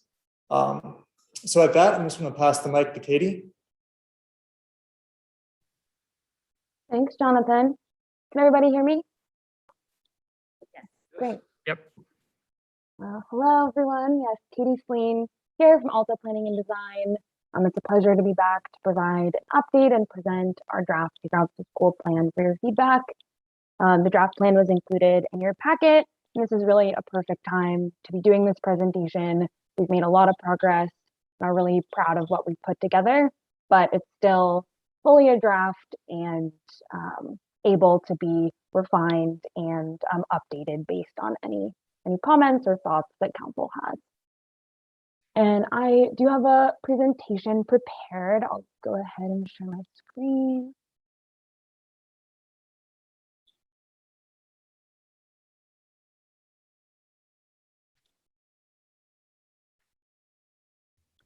All right, can everybody see that okay? Yep, looks good. Great, thank you. So just to sort of recap, purpose and priority of this plan, we're working to identify projects and programs to make it safer and more accessible for students and families to walk, bike, and take transit. And this feeds into the ODOT Safe Routes to School program construction and education grants. And increasingly, we're looking at the Community Paths program as well. And then we've been seeking to facilitate collaboration on Safe Routes to School projects and programs between different agencies and groups who are already working on Safe Routes to School or who may have a piece of the puzzle in putting together these projects and programs. Aligning with other planning initiatives, the big one that we've been thinking about this fall is the Heights streetscape plan, how we can build in and support their recommendations and have them be able to build on the work that we're doing. And then, of course, addressing the needs of families from historically marginalized groups. The big communities that we've been focusing on here, of course, is the Latinx students and parents. And then the scope of our plan, the schools that we've been working with, Hood River Middle School and May Street, the plan area, all streets within a quarter-mile radius of each school, and then key locations within a mile of each school. And then I do want to take this opportunity to say a big thank you to our project management team group. Folks from these agencies have been working with us and attending many meetings over the past year. And so the City of Hood River, ODOT Region 1, Hood River School District, and school leadership from both schools, Columbia Area Transit, Hood River Parks and Rec, and the Mid-Columbia Economic District. And then I also want to thank Bike About and Thrive and the Next Door, who have all worked with us and provided input and supported this effort throughout the past year. And so very high level overview of our planning process. We kicked off last winter looking at background data, doing our plan review, and then as Jonathan mentioned, and I'm sure you remember, presented to council last spring, right before we did our school safety assessments, and which included walk audit and facility inventory in person out in Hood River, and then launched the public input map, which has been live from last May through the end of September this year, or this fall. And then moving into summer, we extended our engagement period, really focused in on connecting with the Latinx community, running engagement through to the fall so we could go to back to school events and connect with parents that way. And then began working on our initial recommendations, bringing us to now this winter, going through the review process. We've drafted our Safe Routes to School plan and are currently shopping it around, getting a round of review now. We'll update it and then have a public comment period in January where we'll publicize this far and wide and have an opportunity for anyone who participated or commented online to be able to see what we've come up with and weigh in.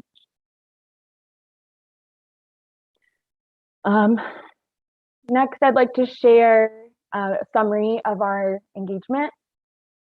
As I mentioned, the project management team, we had 13 members, 7 meetings throughout the past year, and many other smaller, follow-ups and phone calls and collaboration, walk audits, and events. We had 4 walk audits, 2 at each school, attended by parents and the project management team, as well as school leadership. We had the back to school event at Hood River Middle School, which Jonathan and Haley tabled that. And then we had planned to attend other back to school events that unfortunately had to be canceled due to COVID restrictions. We had our public input map and survey, which we had 135 participants, focus groups and presentations, and we had 3, and then a series of one-on-one interviews with Latinx parents that we collaborated with the school district, and there were 20 of those. And you can see here a picture from one of our walk audits. And then I wanted to provide a little bit more detail about the engagement that we had with the Latinx parents. We, as I mentioned, extended the schedule to create more time for this. I want to thank here Patricia Cooper at the school district, as well as staff at each school and at Columbia Area Transit for their time and expertise and collaboration, putting together all of this outreach and working with us. This wouldn't have been possible otherwise. We conducted the 20 one-on-one interviews with Spanish-speaking parents, tabled at back to school night, presented at the next door communications group, presented and had a conversation focus group with Familias Unidas parent group, presented at the school district Spanish language radio program, and also had Spanish language paid social media ads promoting the public input map. And then just a few points, feedback that we heard through this outreach. Important kind of high level piece of feedback that some parents found that the roads were generally safe, but were concerned about personal safety. That's really going to come into play thinking about education and how we're communicating with parents about what these programs are, as well as important for infrastructure design and implementation. Program ideas for improving safety for students walking and biking. We heard that parents would like to see adults accompanying students to and from school, information about safe routes for walking, education for students about how to walk safely. And then infrastructure comments. A major theme was safer crossings at intersections along routes to school, off-street paths, and other protected facilities for students biking, and then concern about busy streets and vehicles not stopping at crosswalks. And then the next 2 slides are our public input map feedback that we received through the online map. And participants in that could draw routes and kind of comment on them. And so they're routes that they use or would like to use to get around walking and biking, access Hood River Middle School and Main Street. And I'm not going to get too into the specific locations here for the sake of time, but you can see kind of the routes that stand out. And as we move forward and look at our safe routes to school route map and our recommendations, they very closely follow what we heard in public comment. People know what the problem areas and the routes that they'd like to use are and have very clear feedback. And then here are the points. These were really areas that participants had feedback about being unsafe or had specific recommendations and things that they'd like to see at these locations. And these, the ones that we've addressed in this plan are within city limits, and then there's there's a couple that are outside city limits that were provided. And then shifting into our recommendations, one of the deliverables and like outcomes of this plan is a safe routes to school route map.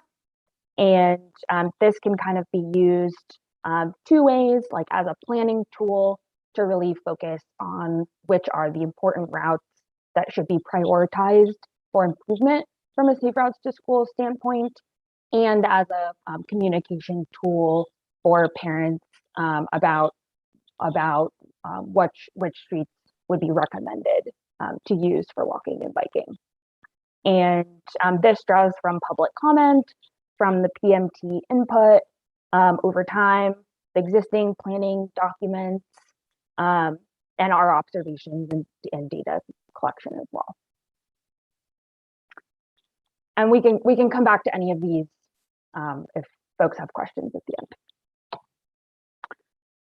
And then this is where everything really comes together from a project identification standpoint. These are our infrastructure project recommendations. These draw from on-site observation, working with our engineering team at Alta, reviewing existing planning work, public comment, and really adds additional detail to those routes that were shown on the previous map. And I won't go into every recommendation that we have included in the plan, but I'll say that many of these are smaller improvements, such as signage, striping, crosswalks, curb extensions, and just some of the smaller things that can happen on a sooner time frame potentially. And that's often where our safe routes to school plans are the most actionable and like immediately useful. But we also include recommendations and kind of a larger vision for bigger improvements such as sidewalk infill, off-street paths, bike lanes, and more major intersection improvements. And for those like bigger recommendations, we've taken the approach of like presenting what we know, documenting the safe routes to school context and feedback that we heard through working on this plan, and making it as easy as possible for ongoing and future plans to build on what we've put together.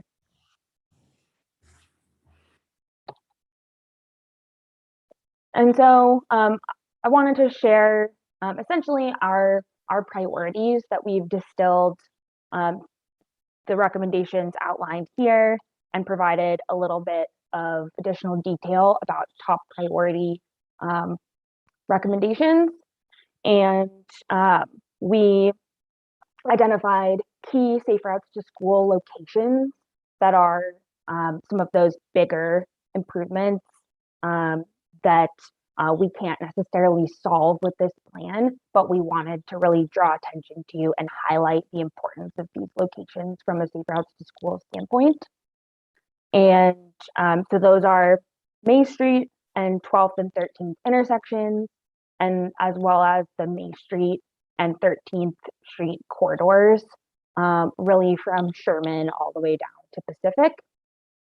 And in this section in the plan, we are documenting what we heard from the community, offering some short-term recommendations that could happen in the next year or two or shorter time frame to improve these from a safe routes to school standpoint, and making sure the context and the safe routes to school like pitch for these locations is available for things like the Heights Streetscape Plan to factor into their work.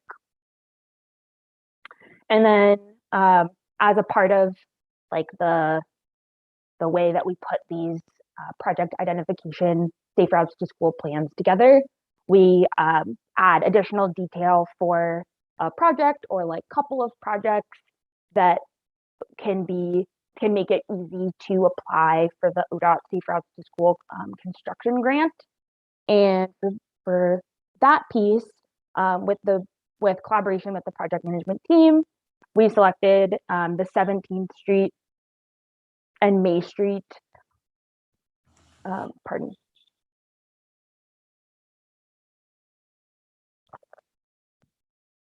The 17th Street and May Street projects right around Hood River Middle School. And so those are, you can see projects like 25, 26, 8, and 7. And then for the Community Paths program, we highlighted the Indian Creek Trail Connection and Friendship Park Taylor Street, C Street cut through path. And we'll just be providing some like additional details to support Mark and Parks and Rec Department putting in an application for the Community Paths program potentially.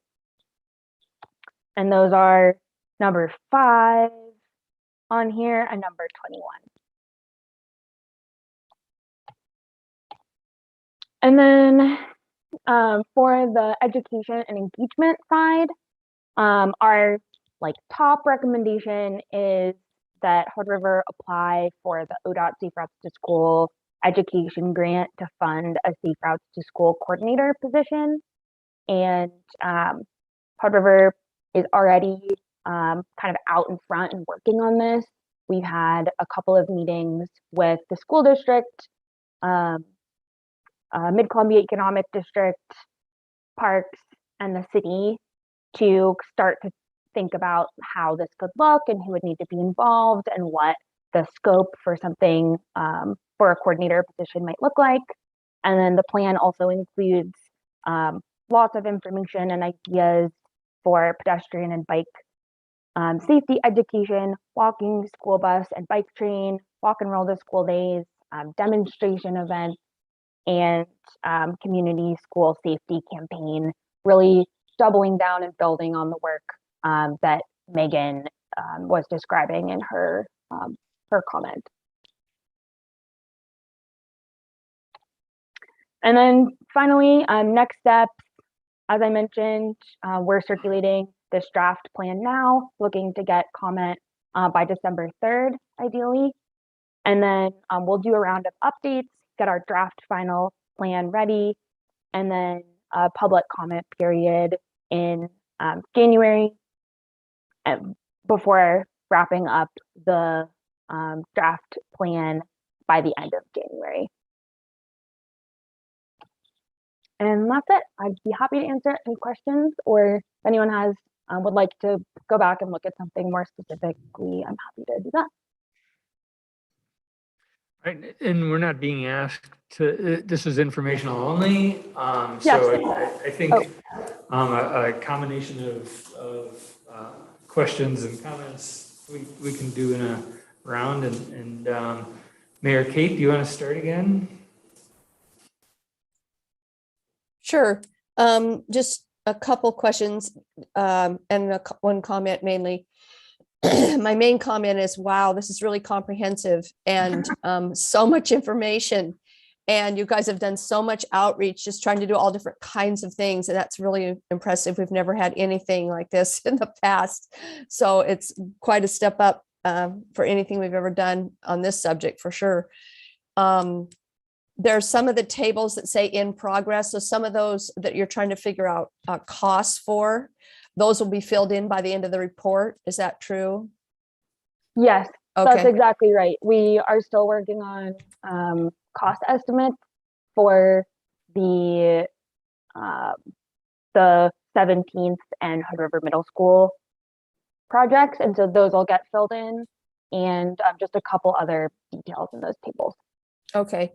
And just off, I don't know if you could tell me off the top of your head, or anyone would know, or maybe Mark Janik would know, the Continental, I think it was called Continental Crossings. There was a lot of places where it said that that would make it safer. And I looked that up and I'm like, oh yeah, that looks like the Beatles walking across that crosswalk in England. And so I'm like, that, is much more visible. How much does one of those cost to put in? Does anyone have any idea? Because I know there was a lot of those recommended. Any number that Anyone? I could get you a good estimate. Any number that I said would be Okay. potentially quite incorrect. Mark, Janik, are you off, Planner. mute now? Do you know?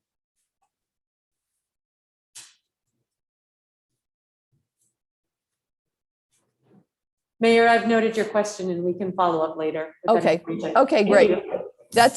I just had that because there were so many of those recommended. I was wondering how much they cost, but I think this is a fantastic, not just a start. I mean, we're way down the road on this, so it's great. Thanks. Jessica, since we're zooming first. Sure, thank you. Thank you so much to Alta staff. And especially, I really appreciate the energy from our staff and from this council for this topic, because I think that safe routes to school is important to the health and the quality of life of this community. And the reach is so much broader than just kids getting to school. Adopting these projects is, and seeing this happen will just be huge for the community. I am excited for this plan.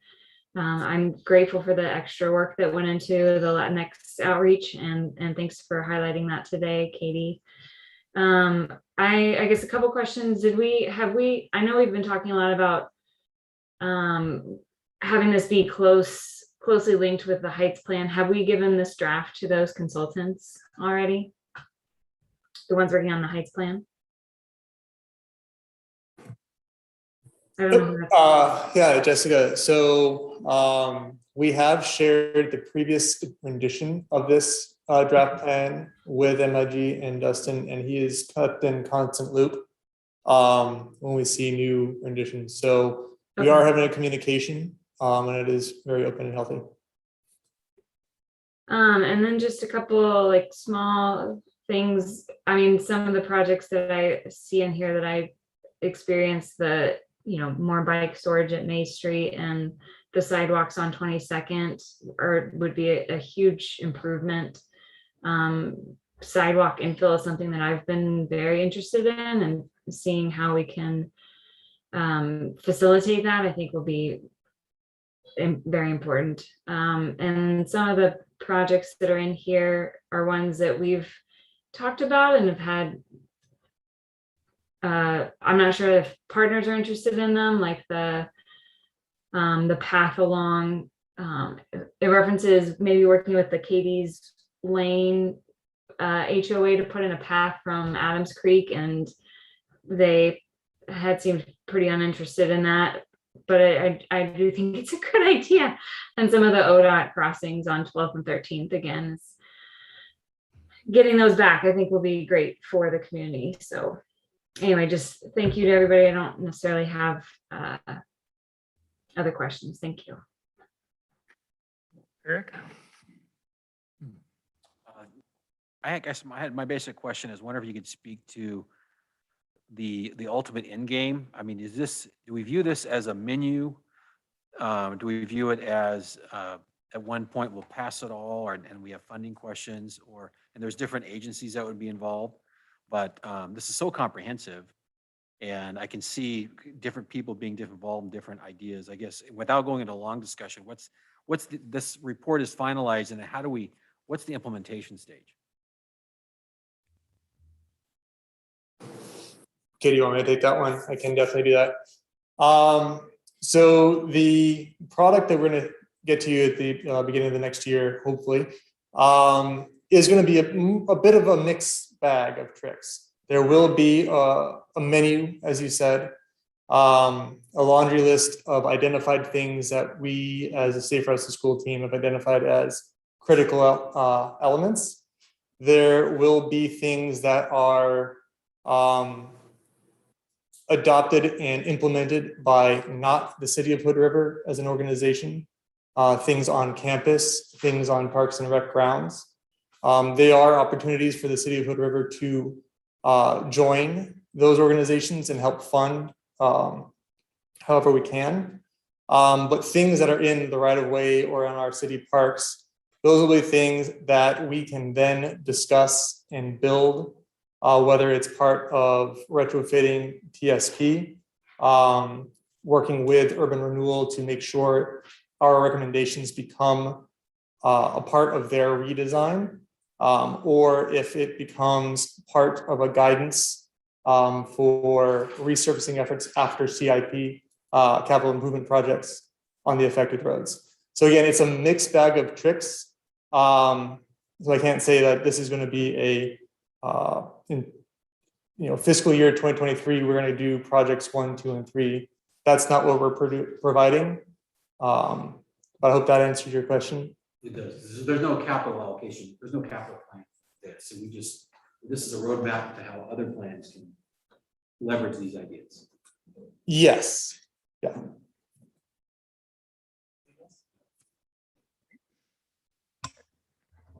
Yeah, one, thank you all. This is a very good plan. And I definitely appreciate the extensive outreach that you did kind of the second round of, commending Councilor Rivera, especially for really pushing for that.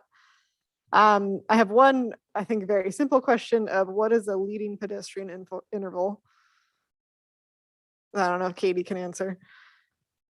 Yes, that's where the light stays red for cars when the walk signal starts, so that people crossing can sort of get a head start and be more visible to vehicles when they're in the crosswalk. Okay, yes, that makes sense. Thank you. And then I guess big picture, I do think the plan in general sounds really good. I guess there were 3 things that I was like conceptually I think are good, but I would like more info on, and I don't know if that needs to be more information in like the final plan, or if to what you were just saying, that's more information when things come back to council for like actual implementation. But those 3 points were the path, from Taylor Street through Friendship Park, and then the removal of parking on Pacific and Serpentine, where I don't know enough about any of those to feel confident saying I'm approving them now, and we will definitely do them. But they conceptually do sound good and make sense in this plan. I think those were my points.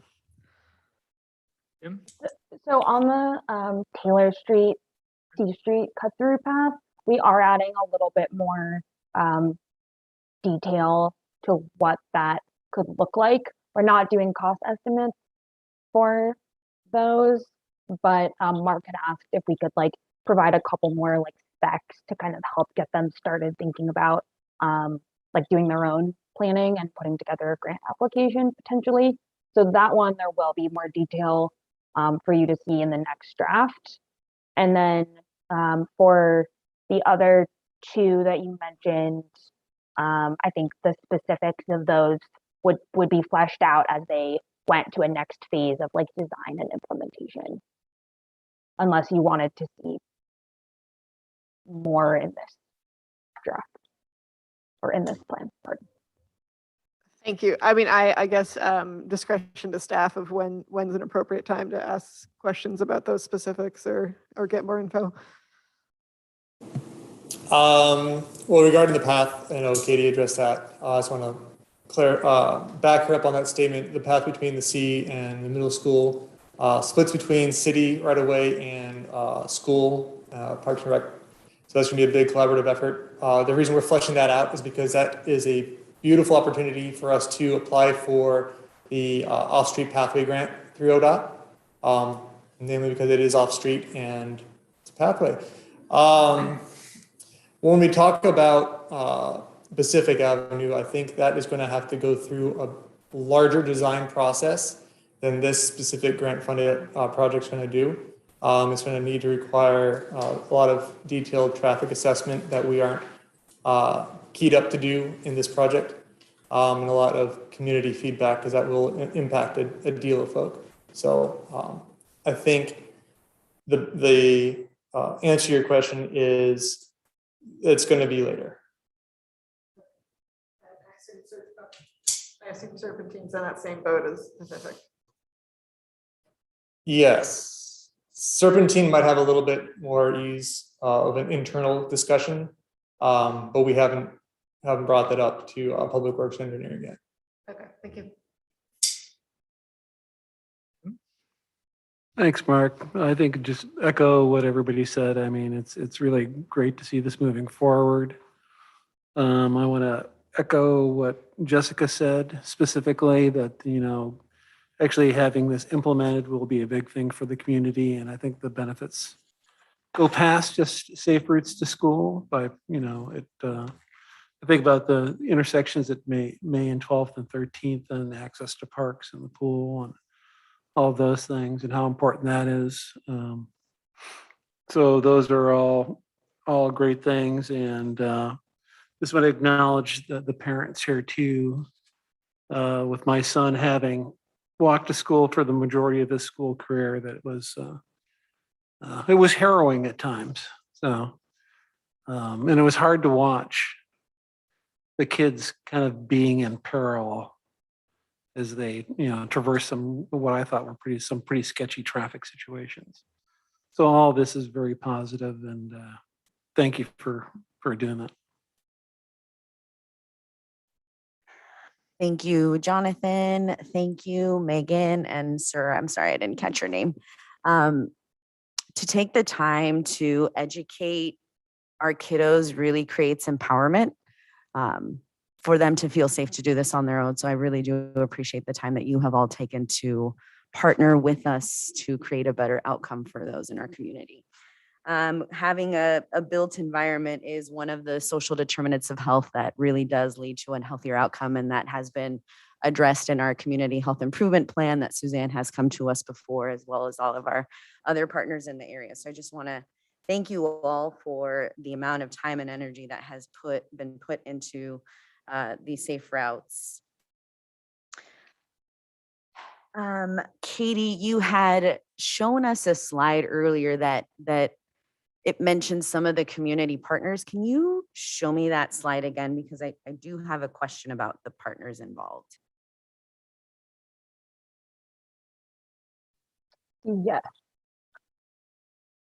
And while you're pulling that up, I think what has been proposed to us, or the draft, has a lot of information. So thank you for all the information that's on here. I went through every line item and read it all. There are a couple recommendations around the language that's used in some of these points, and I have chatted with City Manager Elder about those specific updates or suggestions. What I'm wondering is on page, okay, I see partners now. Okay, perfect, never mind. For some reason, I thought I didn't see CAT on there, and that's what my question was around, is are we collaborating with CAT as well? So on page 46 of the packet that's presented to us, there is a deliverable that says adding signage. And what I'm wondering is, does that also, if we're taking advantage to add signage, does that include bilingual signage, or what does the signage mean? I think most of the signage that we're referencing is like road signs, but I can actually pull up and see exactly what you're looking at. Hold on. Well, I have it on my bucket. It's page 46. So stop it right there. Number 5, it says, and add signage so more people will be able to locate the path. So when I read that, I wonder. For this, you're totally right. So for this, it's like wayfinding signage, and that we could make sure it's really clear we're recommending bilingual signage. I think maybe just adding that in there would be important, because we're trying to be intentional. This is a project that's going to be here for the future, so that we want to be intentional and inclusive of that language. The other question that I had on page 39, you go through, what's in progress, what hasn't, but it's not very clear to me in regards to our outreach materials. Is the city outreaching? Is the school outreaching? Is Alta Planning conducting outreach? And if so, what do those materials look like? Because I don't understand who is going to be taking action on some of these deliverables. The idea is, of course, how do we maximize outreach and how do we maximize the amount of attendance and participation from our community members for this project? So I just wondered on Was some of these points. your question about the engagement that we did, like, so far for this, or for as a part of one of the recommendations?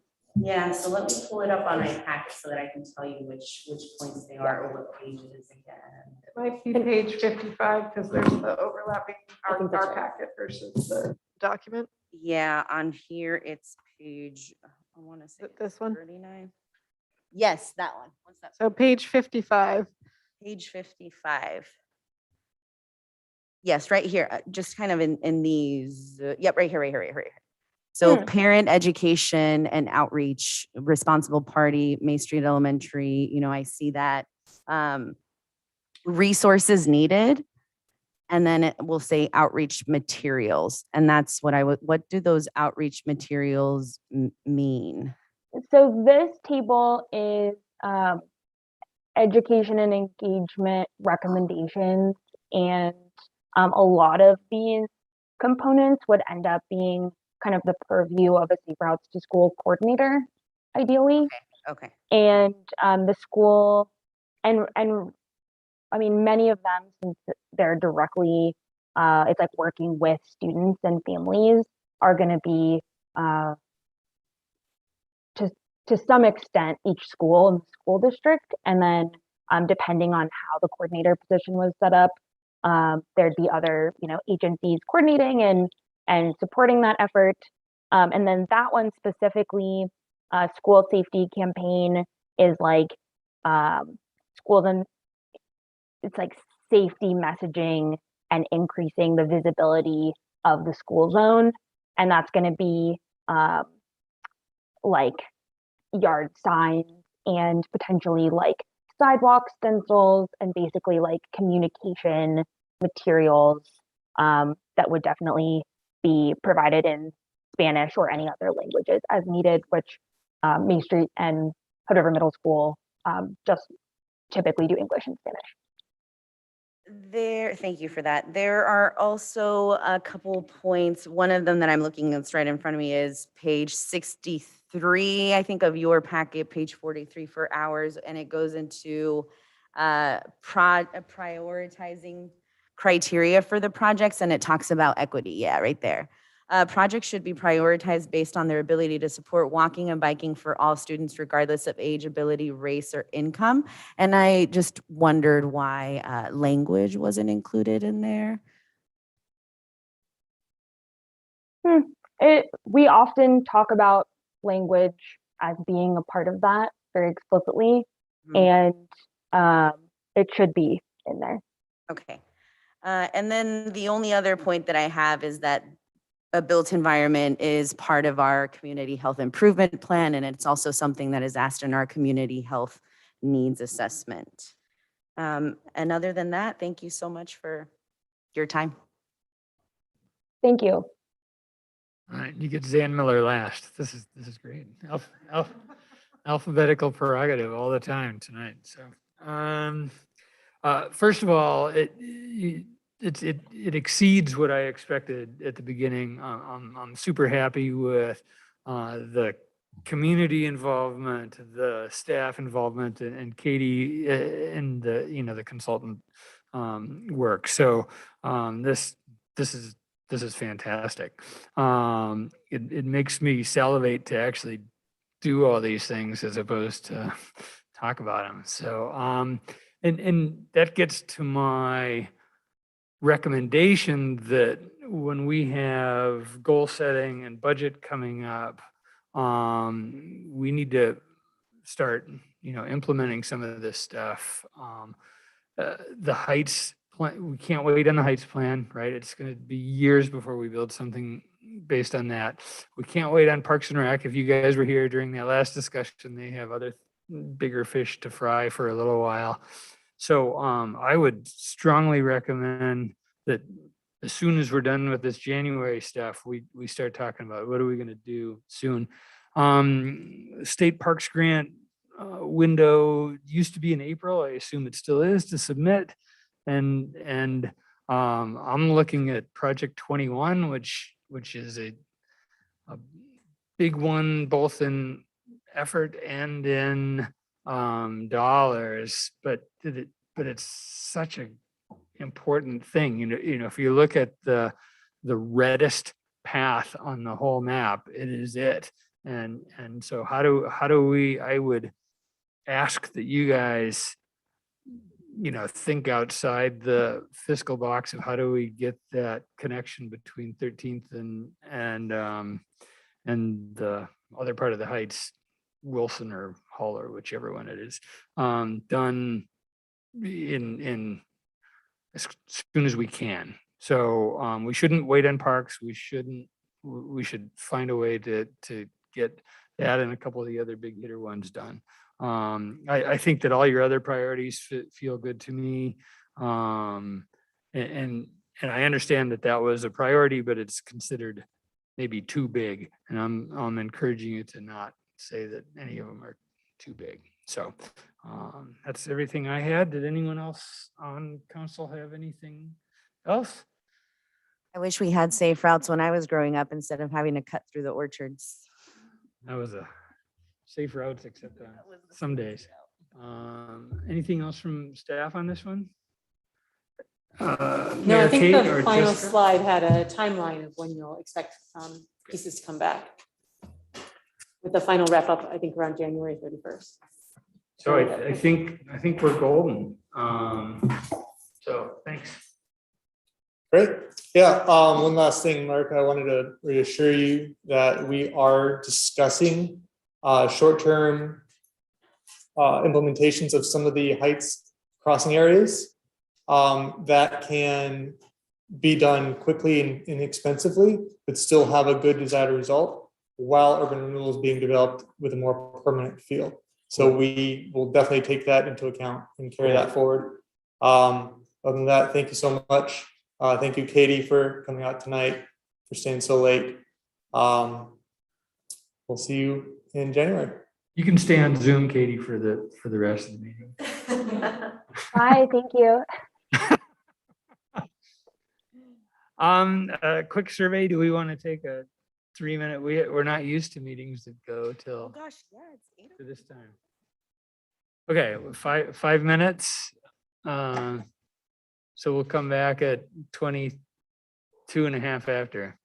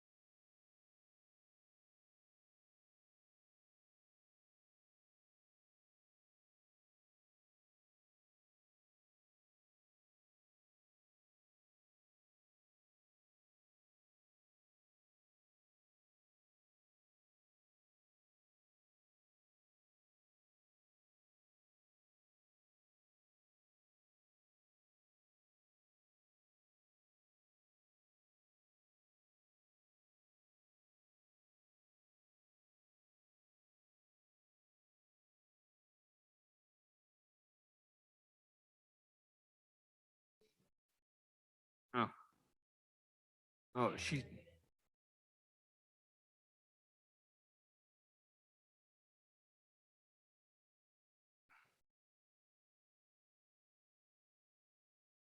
We back?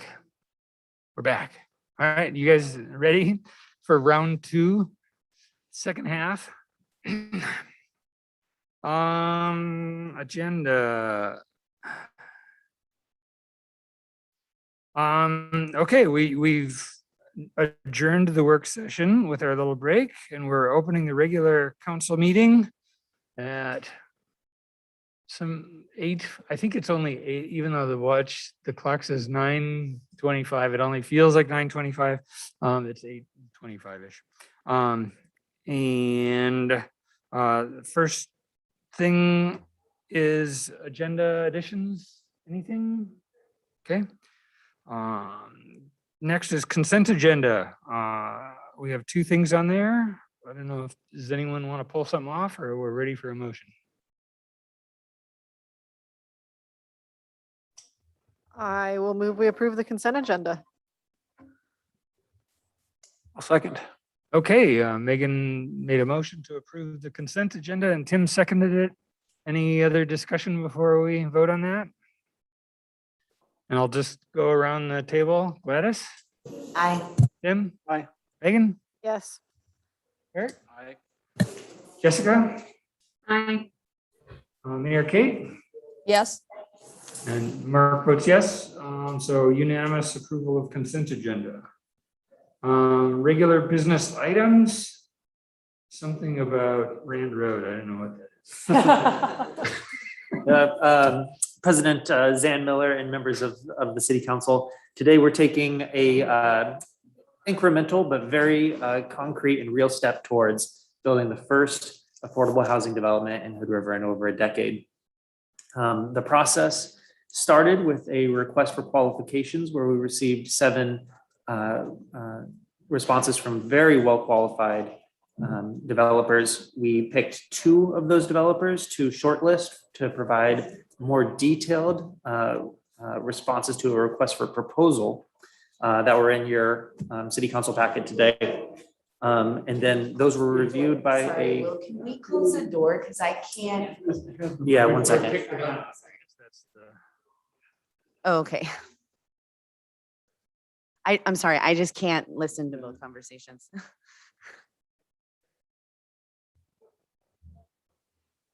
Thank you. Thank you, Thank you, sorry.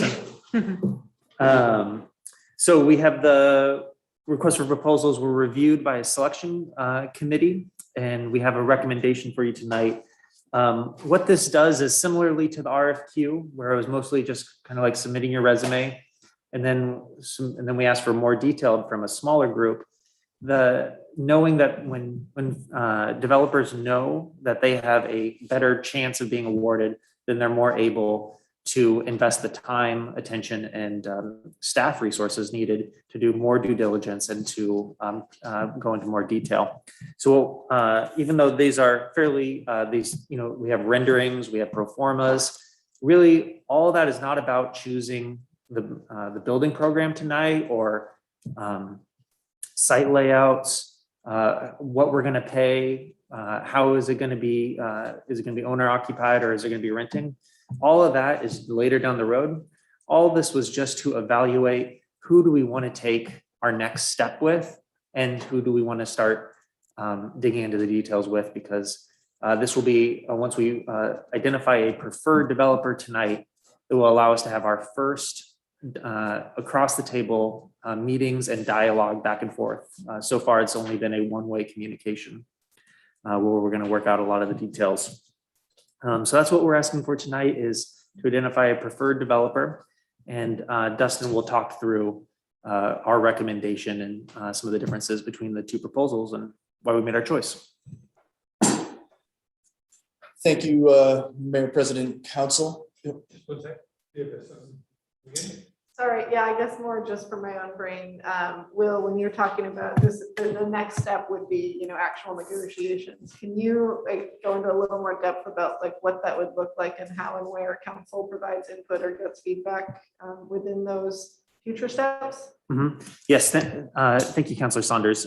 So one thing that would be good tonight, even though we're not choosing any of these, if there's important input that you want to see, that you like in here, please call that to our attention and sort of make your values and direction and interests known.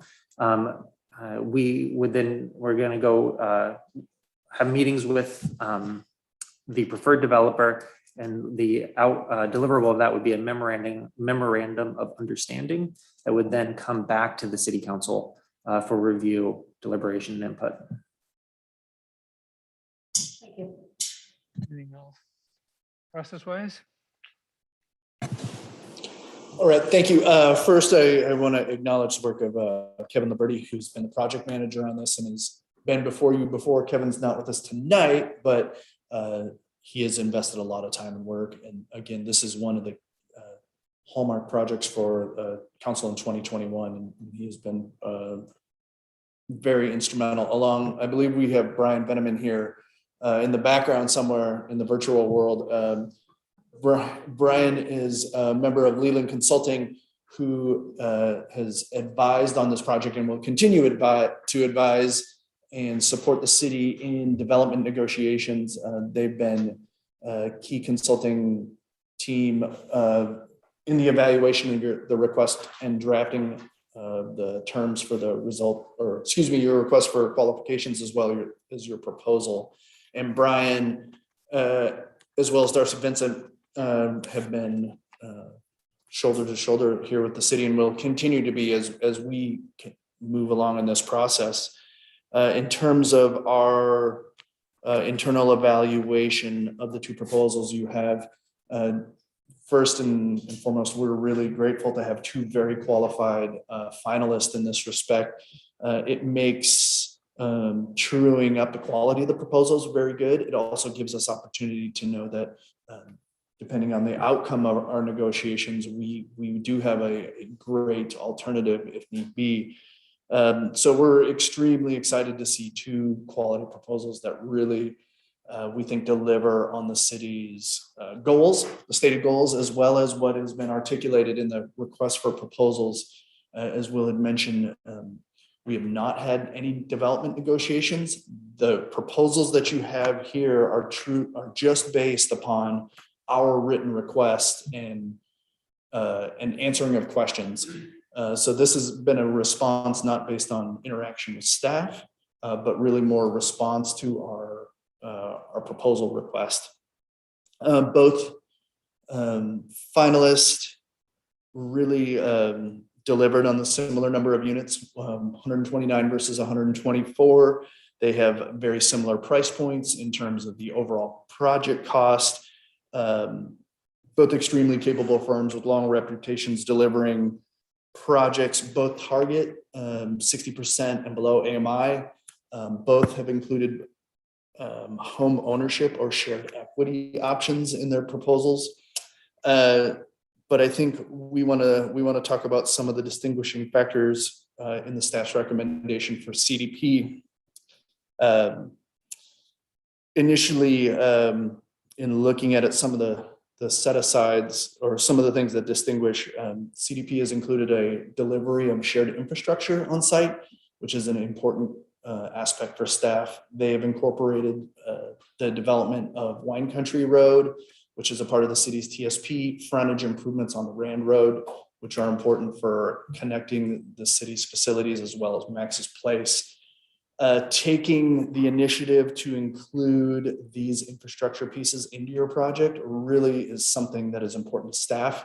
It really puts a single development on the table rather than having to orchestrate two parallel processes, a public works process that would need to coincide with a separate construction project in terms of timing, bidding, and orchestration. Having the CDP project anticipate and deliver both was something that we saw as important. It also really signaled an important anticipation of some of the limitations that the city has in terms of bandwidth. Having them step up to do public works and engineering projects really shows an awareness of the limitations of what we can do as a city. Capital projects such as this take bandwidth, they take time. Having a partner be aware of these typical pinch points that come at a public organization is really a great signal to the partner's anticipation of our limitations and understanding who we are as a partner. The CDP project includes a larger open space component, a little more wetlands and unified space. This does rely on some larger buildings. So at the expense of some of the larger format 4-story building, it does allow for more green space to be included.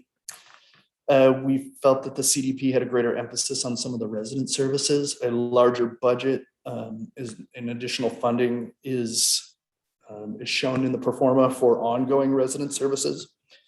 And this really lines up with our affordable housing production strategy, where on our task force, we heard from a lot of residents that the importance of upward mobility and the opportunity and access to those services are really important.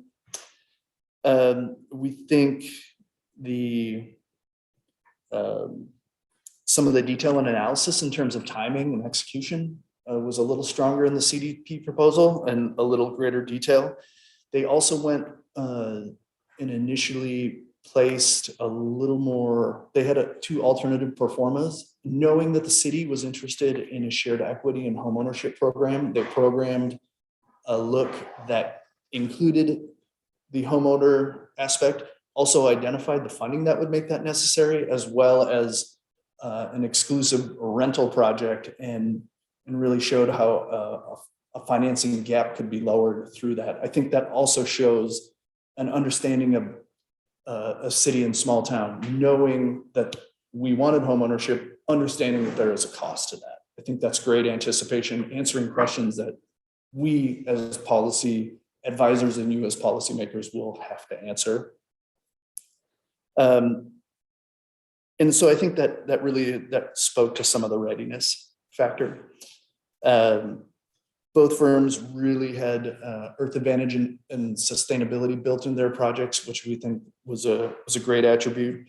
Really, it didn't set either of them aside, but really back to as a testament to how good they were both as proposals. Both include significant community engagement. I think the CDP project listed in here has a 5-part engagement that would include stakeholders, users, interest groups. They have built that into their pro forma. They include Portland State University, and they have a methodology that they've started to show how are they going to get at some of the community engagement features. And I think that was a great kind of demystifying what does engagement look like. And I like that. I like to know that they have a philosophy. I like to know that they have some methodology on how they're going to engage this community. So that's some of the high level issues. Again, very similar in terms of cost, very similar in terms of outcome and deliverables. One of the key differences, back to key differences, CDP includes a built-in ownership, or they will hold ownership for 15 years with a shared responsibility with Mid-Columbia Housing. Bridge would immediately turn over upon completion ownership of the project to Mid-Columbia or Columbia Cascade Housing. Although we like the idea of local ownership and those investments there, we also like the tenure aspect of the developer being a longer term partner and being here for 15 years. That was something that although we like to engage some of our local partners, we like the long-term investment aspect of this developer as well. So in your packet, we do have a recommendation for CDP and a motion. Again, I think Will had mentioned this, the motion and the engagement tonight really should be kind of built, and your understanding should be built with some caveat that naming CDP as the preferred developer does not obligate city council to award the final contract to them. It does not commit the city to a specific design and site, building program or cost. At this point, this is the opportunity to begin exclusive conversations and greater in-depth conversations with this developer. In terms of the imagery and pictures, I think it's important for the audience and for you to make sure that we should anticipate that the proposal will continue to evolve, both in financial terms, design terms, as they get into greater investigation with you as stakeholders and partners in this, with technical staff in terms of feasibility, and we should anticipate that this evolve.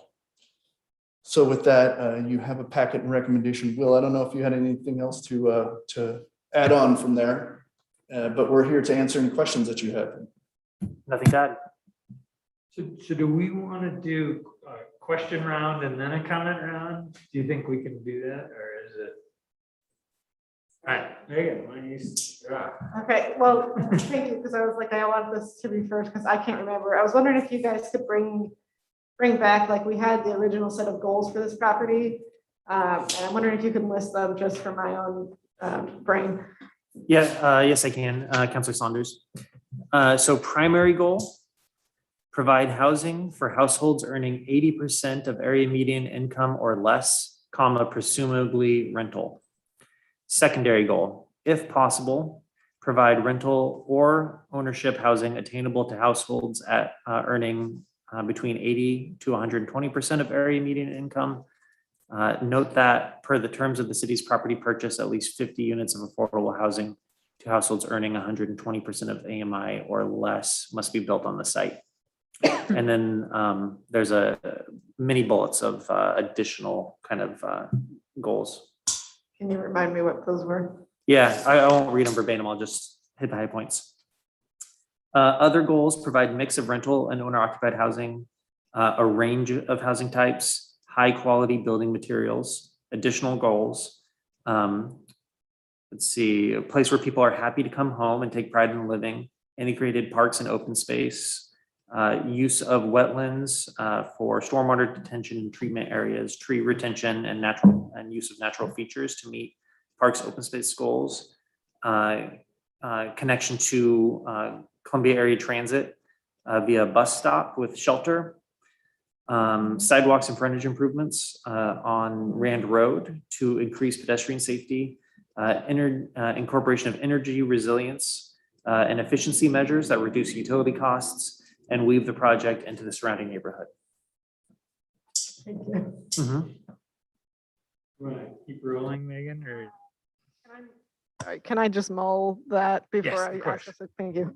Mayor Kate, would you like to start again?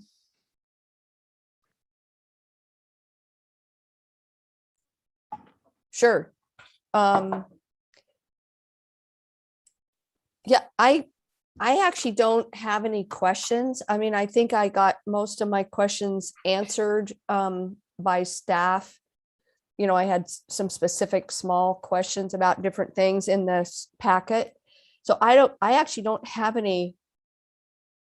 I don't think I have any questions. I mean, I have some comments, but if people have questions, we should probably get those maybe answered first. Okay, yeah, let's do the question speed round and then Okay. get on to the other stuff. Jessica? I had two questions. One is, how is Leland involved from here? And then the other one was, how far along do we have to be in the plans for that lift application? Like, do we have to figure out by then if we're doing homes for sale? We'll let Brian speak to that. They have contract. They will be engaged to negotiate with the development, with our preferred development. And in terms of site or the second question regarding site availability and getting the development positioned for lift eligibility, I believe they would have to have a contract to purchase or an option, and then the property would need to be zoned appropriately. I believe those are the two terms to get developers equipped to be competitive. So we don't need a final design. We don't need all the details worked out regarding the financing. The developer needs to demonstrate control, and they need to have a property that's zoned appropriately. Thank you. Brian, please call me off if I'm incorrect.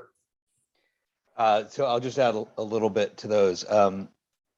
As Dustin said, one of our primary roles between myself and Darcy, another key member of the team, will just be supporting staff, supporting council, and making sure that that the city has a good interim development agreement with the developer and ultimately a final binding development deal, which of course we'll work with your attorneys on. In terms of the lift application, which was a nice feature of CDP's submittal, that they showed that on the timeline. They will need to be submitting quite a bit of information about the project at that time, including whether there's rental or home ownership, the number of rental units, the number of home ownership units, and many other details, the affordability levels of those units, et cetera. Certainly some details will change after that submittal in late March 2022. And that's because one of my thoughts was that we're going to need a lot of public input, and want to have that community engagement. And so it seemed pretty fast to have a final design, but I'm assuming, like you said, that they would maybe have numbers, but maybe there's some flexibility in that approval. That's right. There's many, so some aspects of the project will either be fixed or proposed in a certain way. And as I said, those would be the number of units, the affordability of the units. At the same time, some design aspects can change. Whereas they show the location of a community building, that could change. The design of the park could change. Many of the operational aspects, such as the programs offered in the community building, which I think will be important to the community. Are they about home ownership? Are they ongoing education? They talked about cooking classes even. So those things certainly can change. I hope that helps. I could go into more detail. That's helpful. Thank you. All right, questions from Gladys? I have more of a comment because I was fortunate enough to sit down with staff twice, thank you all for that, to ask my questions. Cool.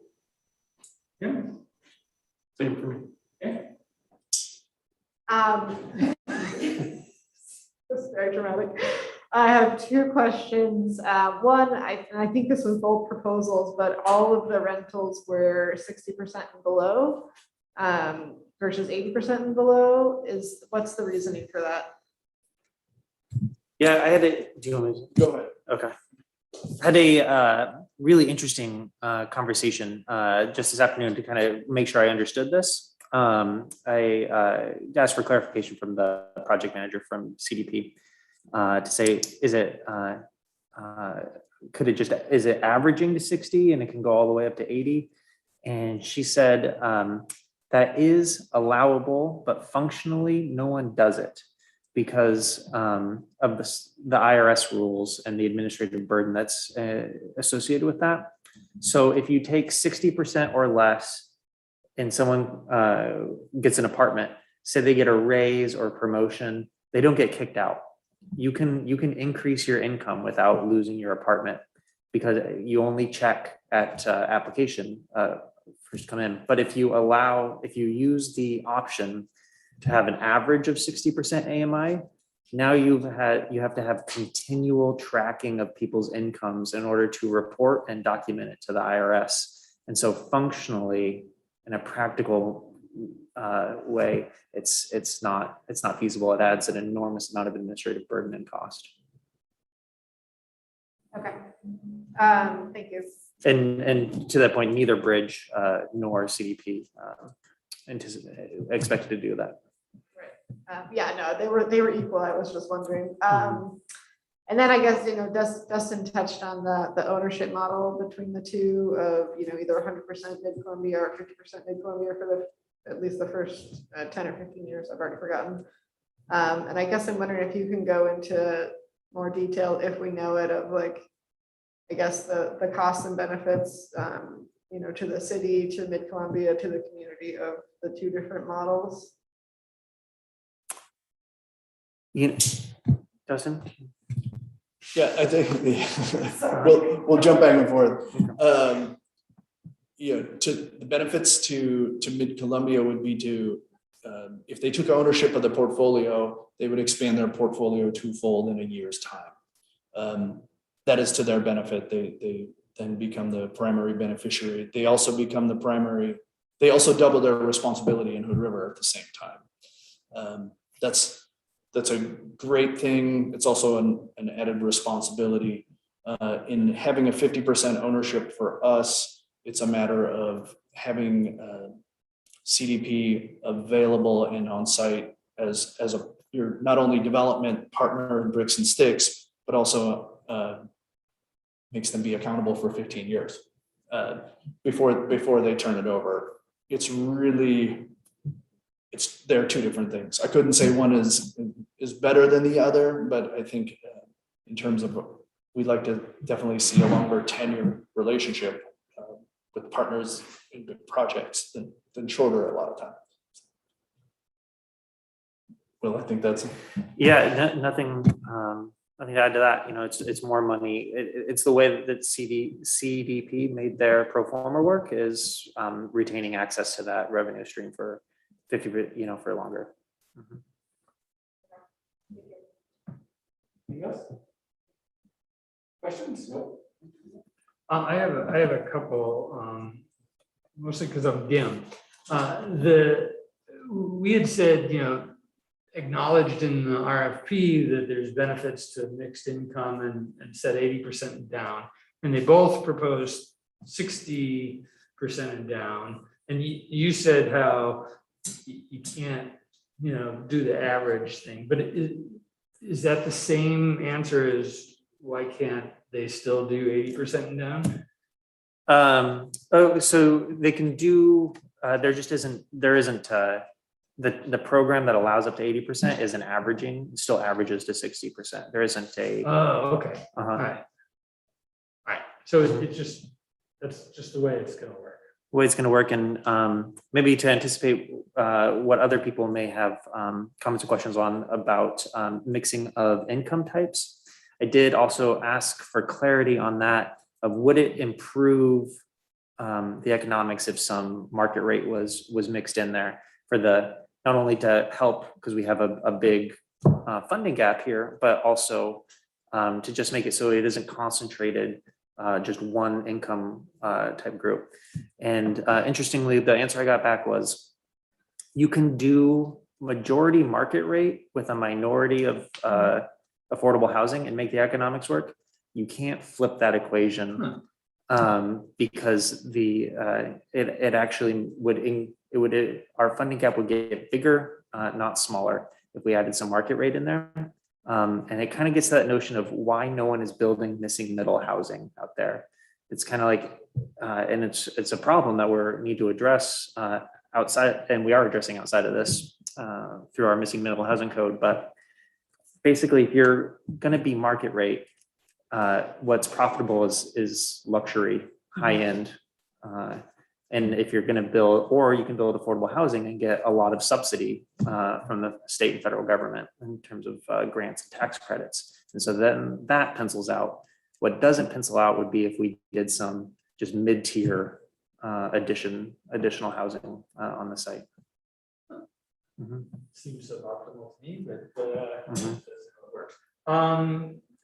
Process question is, I understand that with tied into the equity thing, there is a level of city investment or not. And my question is just like, do we need to decide that now, or can we decide that once we get going with a preferred candidate? We will decide that later. Okay. Yeah. Right. So it's not something for tonight. No, but it is something to grapple with and to hear your thoughts on tonight. If you have a strong preference to say, but understand that, you know, that additional $4.5 million We don't have that in like a reserve account ready to go. So we would need to be thinking housing bond. Unfortunately, West Side Urban Renewal probably won't come on line quick enough. You know, some sort of other new tax or increase to a tax. Back there. Bunches of bucks. Yeah. Okay, so like a straw poll, you're thinking sometime in the discussion today? Or I think if when everyone has their comments, if you want to everyone give their comments on the owner occupied versus the rental, that'd be helpful. And then my last question is the 50-50 split with the local folks. Is it really 50-50 that when I've done partnerships, 50-50 is a bad number, where 51-49 is a good number? Just because when it gets down to something you don't want it to get down to, someone being in charge seems like a good thing. Is that something you've anticipated? No, I don't think we haven't gotten to the deal terms of whether Columbia Cascade and the equity with them and the CDP partners, we have not evaluated. Right, so that'll be part again of this next the phase of the 6 months of discussions and negotiations. Yeah, but great point. We'll be sure to follow up on that specific question. Cool. I did not have any other questions either. And Megan, yes. Sorry, Mark reminded me of another one, but I guess similar to the question of, you know, rentals being under 60 versus 80% AMI, the proposed ownership was for 80 and under. I believe 70. Well, or my guess that seems low, where it's like we said you could go up to 120. Do you know the reasoning for that, or why? I assume that would require less subsidy to go to 120% of the AMI. The funding source that they're seeking to fund a vast majority of this project is capped. So it doesn't cap to 120. So if they're eligible for those monies for the lift, it has to be set at that level. They're set at that level. Did any of those other things jog any other questions? I guess I have a question now. You know, I think, you know, with respect to the funding gap. So if urban renewal is not going to come online in time to do that, do you have what are other recommendations as far as the funding stream? Yeah. So you could, I mean, I'm not trying to create news here, have headlines that we city propose, you know, so all this is just, I'd say, very hypothetical. Yes. Portland Metro did a housing bond. So just if voters put it on the ballot and voters would approve bonded indebtedness, you could go after, like how the county did, go after food and beverage tax. We could do a business license tax with business income tax, do a local payroll tax. Those are some off the top of my head. Increase the CET rate. It's right now it's 1% of construction, which is what it's capped at for residential, but there is no cap for commercial and industrial. Those are the ones off the top of my head. Thank you. All right, so we ready to go to the comments and deliberations? Okay, Mayor Kate, do you want to start again? Sure. So I've got just a couple things on this. I was looking at the funding they were going to be able to get, and it looks like this is the funding they can get, and it's 60% and below. Difficult to get funding for anything above that, the 80 or 100 or 120.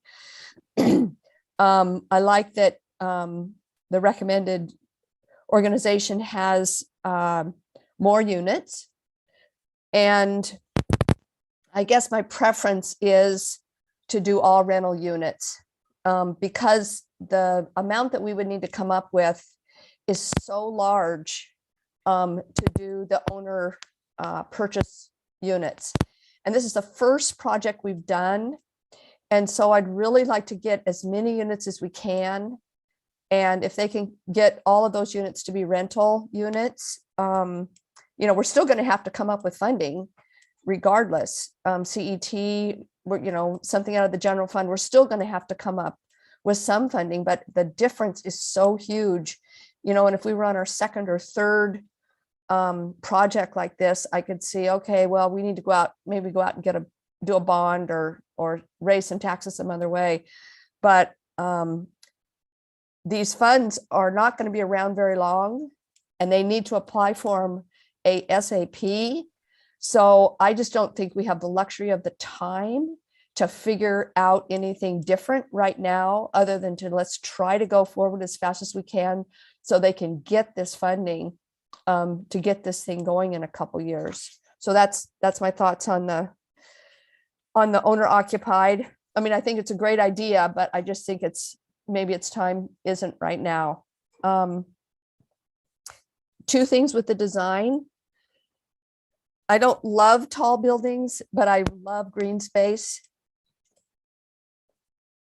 Am I cutting out?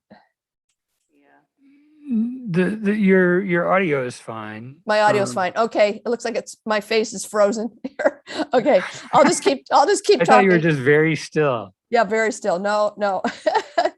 I'll just keep talking. Let's see. Where was I?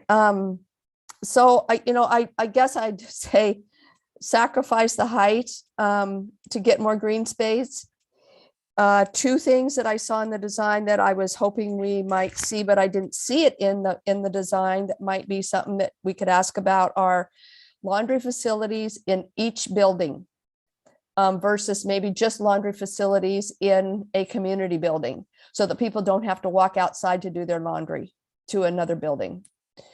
So if that was, if we could just write that down as one of the things. And then I didn't see any battery backup for the community building, but I did see that they were talking about possibility of solar panels, but it would be, a self-sustaining building if we had a power outage. And so this might be something to consider, is battery backup for those. And then the next thing, which would be the city's job to do, is the rezone. And I think regardless of what happens with any of this, we want this for affordable housing, and we need to get it zoned R3. I don't care how long negotiations take and who it's with. We really need to get on that ASAP and get that going right away. So those are my comments. Thanks. Cool. Jessica? Thank you, Mark. And I like a lot of what the mayor said. I'm excited by the proposals. I am comfortable with the staff's recommendation to go with CDP. I am on I was, the funding gap for those homeownership units was pretty large. I'm not completely ready to just say, let's cut them right now. So I think I want to think a little bit more about that, because I do think it would be nice to have them.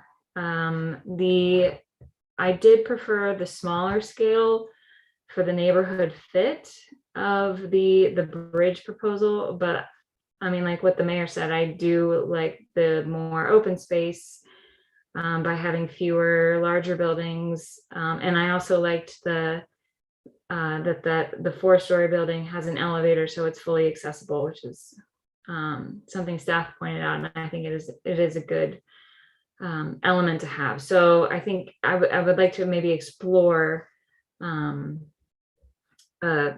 path in between those two options, but I did really like the proposal, CDP's proposal overall. Thank you. Gladys, are you ready? Yeah, similar sentiment to the mayor and to Counselor Meta. What I feel conflicted about is the home ownership versus rentals.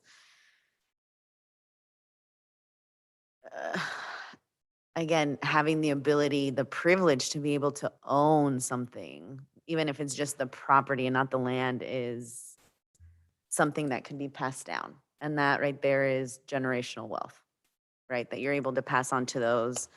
And so I too, similar to Councilor Meta, am not ready to give up on looking at home ownership. I mean, we've just watched our partners come and ask for more money and they're going to start generating some revenue, right? So why not take a similar approach? As far as like a bond specific to housing, I do appreciate the visuals that were given here. I appreciate seeing that they're thinking about transportation and how to connect all the services ongoing, even after it has been built. I'm okay with building up, if that means maximizing the open space and just more units in general. I appreciate that the CDP proposal really helps us understand what are the next steps and how we are a partner in that process. Still really conflicted about the home ownership aspect of this. Thank you. Yep. Thanks, Mark. Pretty similar comments to everybody else. I concur with the staff's recommendation to go with CDP. It certainly would be nice to, I think part of the benefit of having the home ownership is providing kind of like a stepping stone for people to get a leg up as they go forward. And I think that's important. But I do acknowledge that the funding gap is significant. But I think similar to Councilor Meta and Councilor Rivera, I think I would be willing to explore it further. I think building up is fine with me. It's just as long as they're quality buildings and good envelope and create a good space, I think it should be great. But I agree with Mayor McBride too, that, we need to do this as quickly as possible. So we need to move out on it. It's exciting, honestly. Thank you. Cool.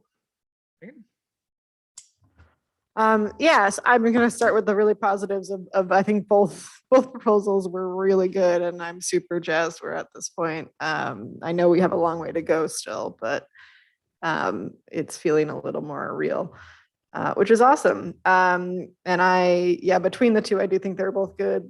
Some different pros and cons between them, but so I don't have a real good reason to not go with staff's recommendation, and I'm comfortable with that. Within this larger conversation, I do, kind of this big picture value. I think certainly I hold of it's really nice to have neighborhoods in the community that has a diversity of income levels and life experiences, both for those individuals and for the community at large. And then, just in general, and definitely as I've been listening to the, housing task force folks, there's been a lot of talk about the reality of being able to build equity via home ownership is a really important part of mobility. And even just the reality of owning a home gives you the autonomy to paint the walls the color you want, to put what you want on your stoop, is something that folks that live in these rental units don't really get. So I do think it's super valuable. I'd love to see it. As everyone else said, the gap is obviously really large, but I'd like to do it if at all possible, because I do think there's value in it. And then kind of other smaller bits, knowing the design is not final, but I think to Jessica's point of somewhere in between the really large buildings with a lot of green space and a lot of smaller buildings with minimal green space, I want as much green space as possible. I do think the 4-story building that's ADA accessible is really great, but I'm wondering if there's like the 2, 3-story buildings could maybe be visually broken up a little bit or something along those lines of like some happy medium. And then also especially if we've got some good green space where it's a park that I think more than just this development will use, but the local neighborhood around it. I'd love to see if there's a way to, maybe angled parking or something to kind of add some more public parking along that route. So it is more open and welcoming to the larger community.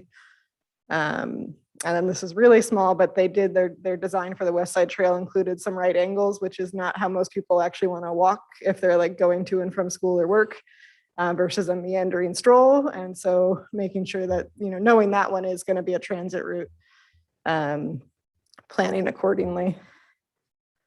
I think those are my main points. So thank you. Yes, thank you. It was a great presentation. And I guess I'll organize my comments first around 2 general questions on the table, I think, about rental versus ownership and then height. And then the third thing I'll address is the staff recommendation question that's before us. So first, I think with respect to rental versus ownership, I personally have a really open mind about this issue and sort of want to see how it plays out. I think my initial instinct kind of at the beginning of the discussions, relatively speaking, here is to be weighing in favor of all rentals, really for 2 reasons. First, the funding gap the mayor points out is one that if we can't fund it, then it's not going to happen. We have to make sure it's feasible. So there's the funding question. And the second one, and I really emphasize I have an open mind on this one, is to me, there's a fairness issue here somewhere. And that is, to me, making the only thing worse than making housing decisions based on what you have is making housing decisions based on who you know. And it feels like it becomes inside baseball to get one of the free homes, or however you want to phrase it. And there'll probably be a lottery system, and it just feels like a path toward friction because you have scarce resources and people competing over it. And if there was a way to resolve that, I'd work through that. But that I just have a generalized concern there. So I think as we start this, my general disposition is to focus on all rental if we can. But again, I have a very open mind about that. Persuaded. As to the height, I did have a chance to talk to staff about this as well. Some of the others did. And I think we're only talking, only 4 stories is a lot, but it seems like, particularly based on some of the sketches, that they've done an artful job, and it just seems doable. So I guess I'm on board with the height issue. And then third and finally, in terms of the staff recommendation, I had no problem with it. But I will, if I could, I think I will recuse myself from the vote tonight because of a potential business relationship with one of the executives, with one of the applicants, at least at the present time. And I don't think it's an actual conflict, but an abundance of caution. So I'll just consider my first 2 comments there, just general comments, and recuse myself from the vote. Good. Okay, Mark's turn. I'm hip to the CDP recommendation. I think that everything said tonight is fine. I trust that good stuff will come as we continue to negotiate. I think that the delta cost for equity within the plan is just, I don't see how it can work out, and we continue. But in kibitzing with staff during my meeting, one idea that we just barely talked about was both of the plans have this little piece of land set aside for these equity homes. And if we just carved off that land and made a different deal with a land trust of any TBD thing, where it doesn't change the size of the land that either of these proposals are talking about for the, however many units, 120 units. And it basically says, okay, we'll play 2 different games instead of trying to squeeze them all into one game. So I don't know that we need to talk about that tonight at all, but it feels to me like a possible path that we were all talking about is joy. It sure would be nice if there was a little ownership piece. But how do we do that at the cost of $3 million? So I guess the question to staff is like, where can that discussion come into play? Is it naturally part of this next long negotiation? Yeah, yes, but I don't have specifics, more specifics on that. I think what we want to do is sit down, have a kickoff meeting with CDP and figure out with them when additional council touch points will be and when they think these questions should be answered. Cool. Also, I do want to say too, I said a pretty definite statement about urban renewal not being available. I do actually, now I'm thinking about it more, want to speak with CDP before saying that for certain, because I don't know exactly when they need the cash, and who knows, maybe we could figure something out. So given that everybody would like to find an equity solution, it felt like, I think that hopefully that was a clear thing, though. Let's find a clever alternative route to that. I really like the open spaceness of the CDP plan as presented, and I'm willing to trade off height and just sort of assume that during the design phase, sightlines and stuff that Megan talked about will be brought up. And if it's 4 buildings there, what was that movie? There was 3.5 floors or something. Something like that. So I trust that kind of stuff's going. And I will bring up that I encouraged staff in the meeting that while we're in this negotiation part, is sort of our last opportunity to negotiate with the county on their 2 acres and the neighboring property owners. And think that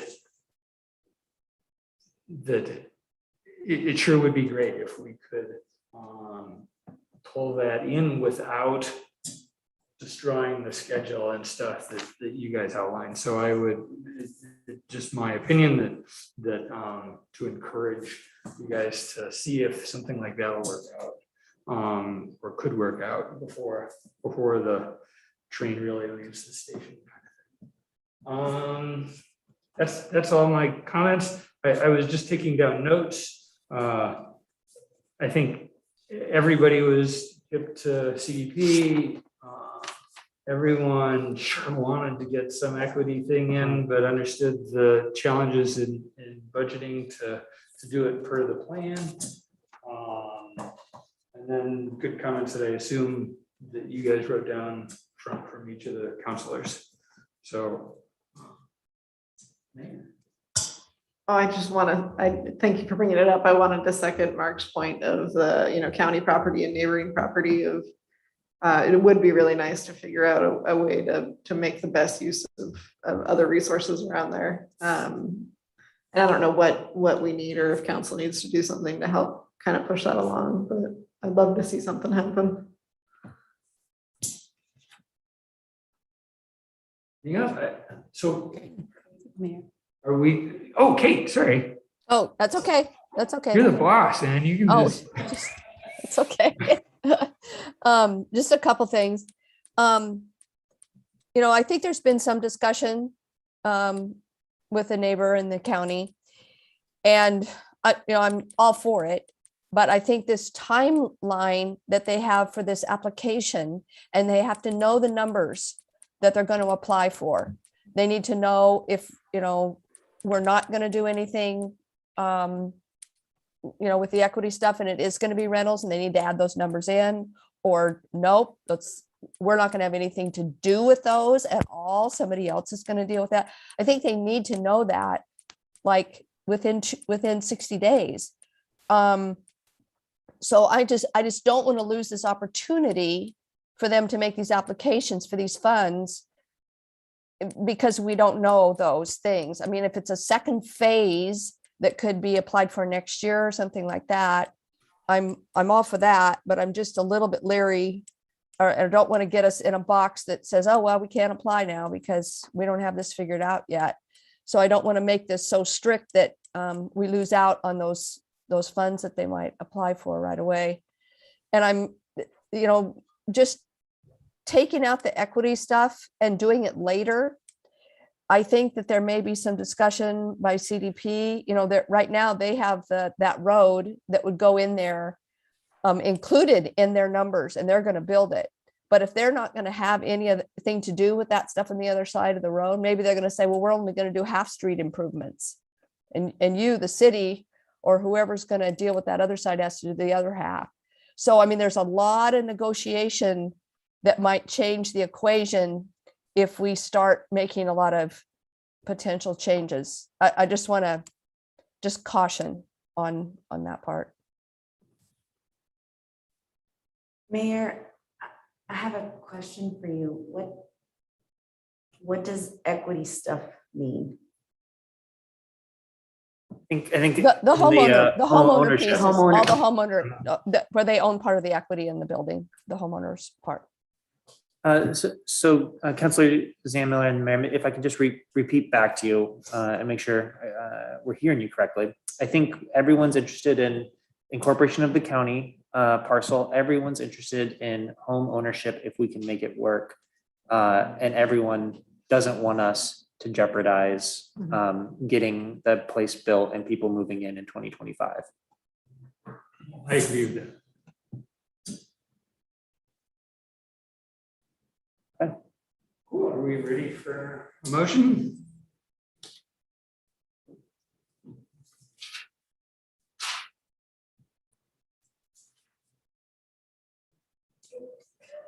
I move to identify community development partners as the city's preferred developer and direct the city manager enter an exclusive negotiation period with community development partners, CDP, for development of affordable housing at 780 Rand Road.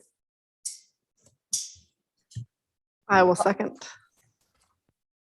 Cool. Any discussion? Raise your hands. Nothing. You two Zoomers are okay. All right. All right. We'll go around the horn. Mayor Kate. Yes. Jessica. Aye. Eric. Abstain. Gladys. Aye. Tim. Aye. Megan. Yes. And Mark's vote yes. So that's a unanimous vote to carry on. Thanks so much, you guys, for all this hard work, and you can just see that it's a light at the end of the tunnel versus a train somewhere. So that's good. Cool. Well, let's see. Back to the beginning. We did that. City manager updates. Yeah. Thank you for the opportunity to just I wanted to give you two personnel updates. One is a goodbye and one is a hello. The first one, as you know, is a farewell to Mark Janik. Mark joined us in September of 2020, and as you know, has led so many high-profile, critical infrastructure projects for the city. He's relocating back to the Midwest, so we're going to miss him and hope to have a national recruitment for his replacement up in the next couple weeks. So watch for that coming soon. Tell all of your public works friends that we're going to have this opening coming up. And then my hello is that Nubia Sanchez Contreras joined the city on November 1st, the same day as I did. So we've been doing our onboarding together. And she is the city's first and new community engagement coordinator. So her duties will cover a broad span of communication and outreach in both English and Spanish, and then supporting so many of the city's projects, especially Rand Road, as we just heard. There's so many opportunities for community engagement. So I'm really pleased to have Nubia join us, and with council making community engagement a priority. I'm really looking forward to working with her. So that was it for my comments. Thank you. Thank you. Yeah. Next up, Kate, is mayor's call. Sure. So really the only thing I have this evening is we need to schedule our work planning session, and we've done it previously in December or January. And I think that we really need enough time to, we usually do a community, we'll be doing a community survey. And with Abigail just coming on, I think it's a little quick to try and do something in December. So we would try and do that in January. We usually pick a Saturday to do that on. And we've done full days, we've done half days. But I wanted to run by everybody, kind of what you guys think about this. I talked to Abigail about this a little bit, but we had that council learning session, I guess, this spring with a gentleman from, I think it was from PSU, or there was actually two people. And I think we really got quite a bit out of that. And I thought it might be good to just have a refresher, or maybe an hour or two on that. Like, how are we doing? Are we communicating well? Make sure the communication lines between staff and council are still working. And it would just be kind of a mini session. And then do lunch, and then do our work session in the afternoon. And if we can get someone to come and help us, we didn't have someone last year, but if we get someone to come and lead us through our work planning session, we would do that in the afternoon right after lunch. So I wanted to look, take your temperature on what you guys think about that. That was my idea of how we might do this January session to get our year started off right, and then see what days might work for people. I think that sounds good. Okay. I think we have thumbs up. So Thumbs up. I want to hear more about this lunch thing. Oh, the lunch, yeah. Well, I think Mark Zandmiller's bringing the tater tots, right? All right, I can do that. I do want to, I guess, maybe make a suggestion around what our work session would look like, and the importance of having a facilitator come in to help us. That way our city manager and staff isn't having to facilitate and be in the conversations. They can join and be a part of it. And that we look for someone who really specializes in what's called popular education. It's a human-centered design approach, and I guess I'm just so used to it. I don't see any other way and of it being more effective than popular education. Well, I'll look into it. Abigail could look into that. Have you done it with? The Next Door is a great facilitator for that. Okay. Have they done municipalities before for work sessions? Like an actual city, county? I don't know the specific for this city, but I know that they've collaborated with the city for popular education meetings with other stakeholders as well. But Okay. it's not something that you have to be really anyone could do popular education. And it's really more of, we all use sticky notes, right? And that's how our thought process versus it's very interactive and collaborative with each other. Okay. Well, So is this everyone gets ideas back to Kate and Abigail, and then they can. Yeah. Why don't you guys email stuff to Abigail, and then Abigail and I will go through it. Dates. Do you guys, I am actually going to be gone on the 28th and 29th. So we don't want to do it on New Year's Day, obviously. And so the 8th or the 15th or the 22nd.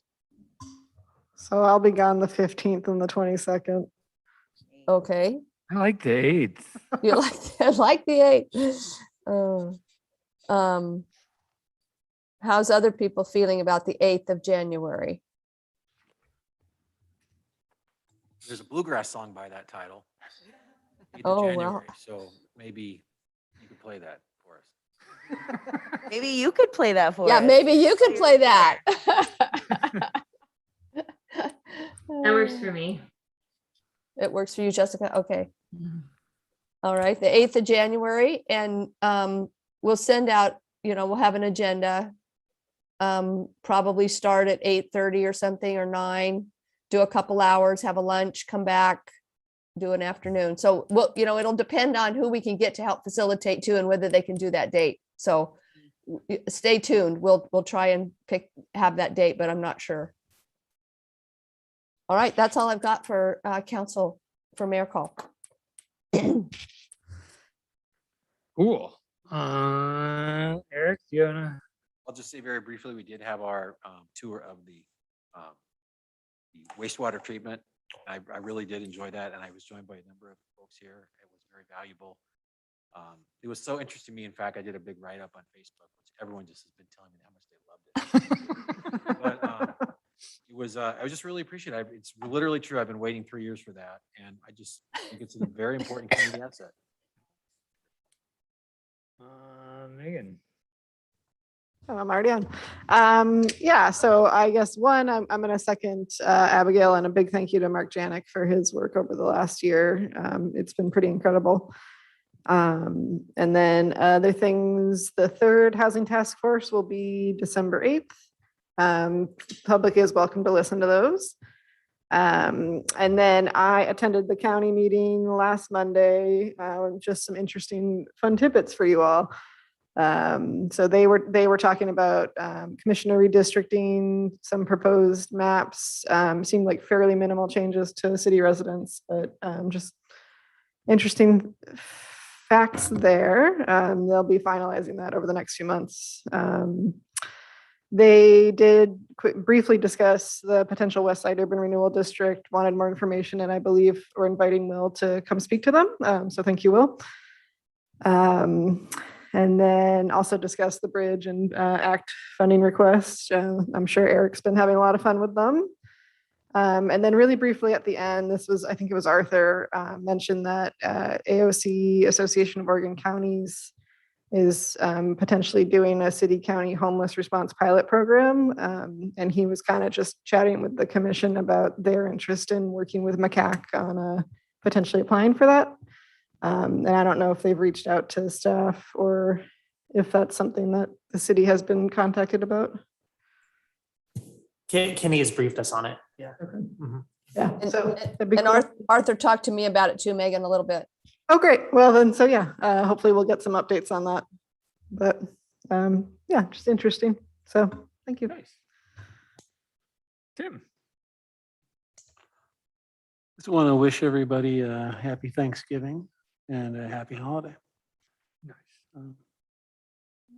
Yeah, thank you. Sweet of you. Liz? Second, happy holidays to you all. I just really want to say thank you to staff in general, community engagement coordinator, 780 Rand, like, whoa. I know you guys have been working really, really hard on top of everything else that you have going on. So I really do appreciate the time and the energy and all the effort that's been put into making this happen. So thank you. Sad to see Mark go as he, came in sprinting with everything he had to do. So I really appreciate the time that he was here and for the service that he has helped our community with. And I think that's all that I have. Thank you. Cool. I too would like to express thanks to Mark for being here as long as he did, and he'll be sad not to see that Ford Transit van get outfitted. I'm certain, but Mark, if you ever watch this, if you have ideas and stuff, please reach out to us. Hood River is open to your suggestions, I think.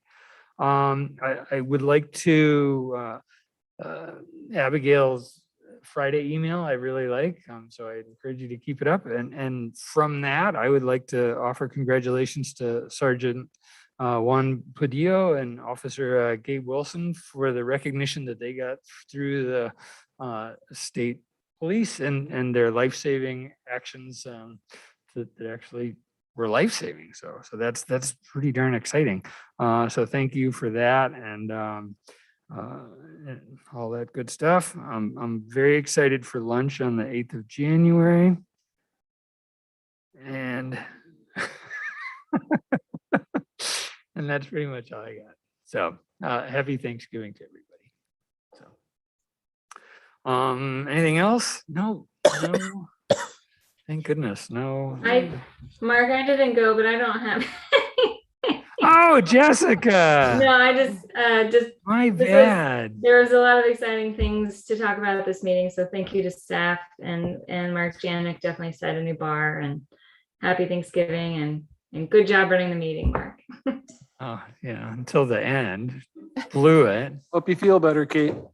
Yeah, thanks. Yeah, bad, just a cold and kind of started with the cough yesterday, and I'm like, oh boy, this isn't, I don't want to be there coughing. I know it's just a cold, but still. But thanks for running the meeting, Mark. Really appreciate it. That'll And teach you forever being sick again. yeah, no, you did a great job. And thank you, Mark Janik. All those things you put in place while you were here will continue on, and that has been so valuable. Although we wish you were not going, the things that you got started will continue on for years into the future. And so we really appreciate everything you did for that. All right. Adios, everybody. All right. Bye. Formally adjourned.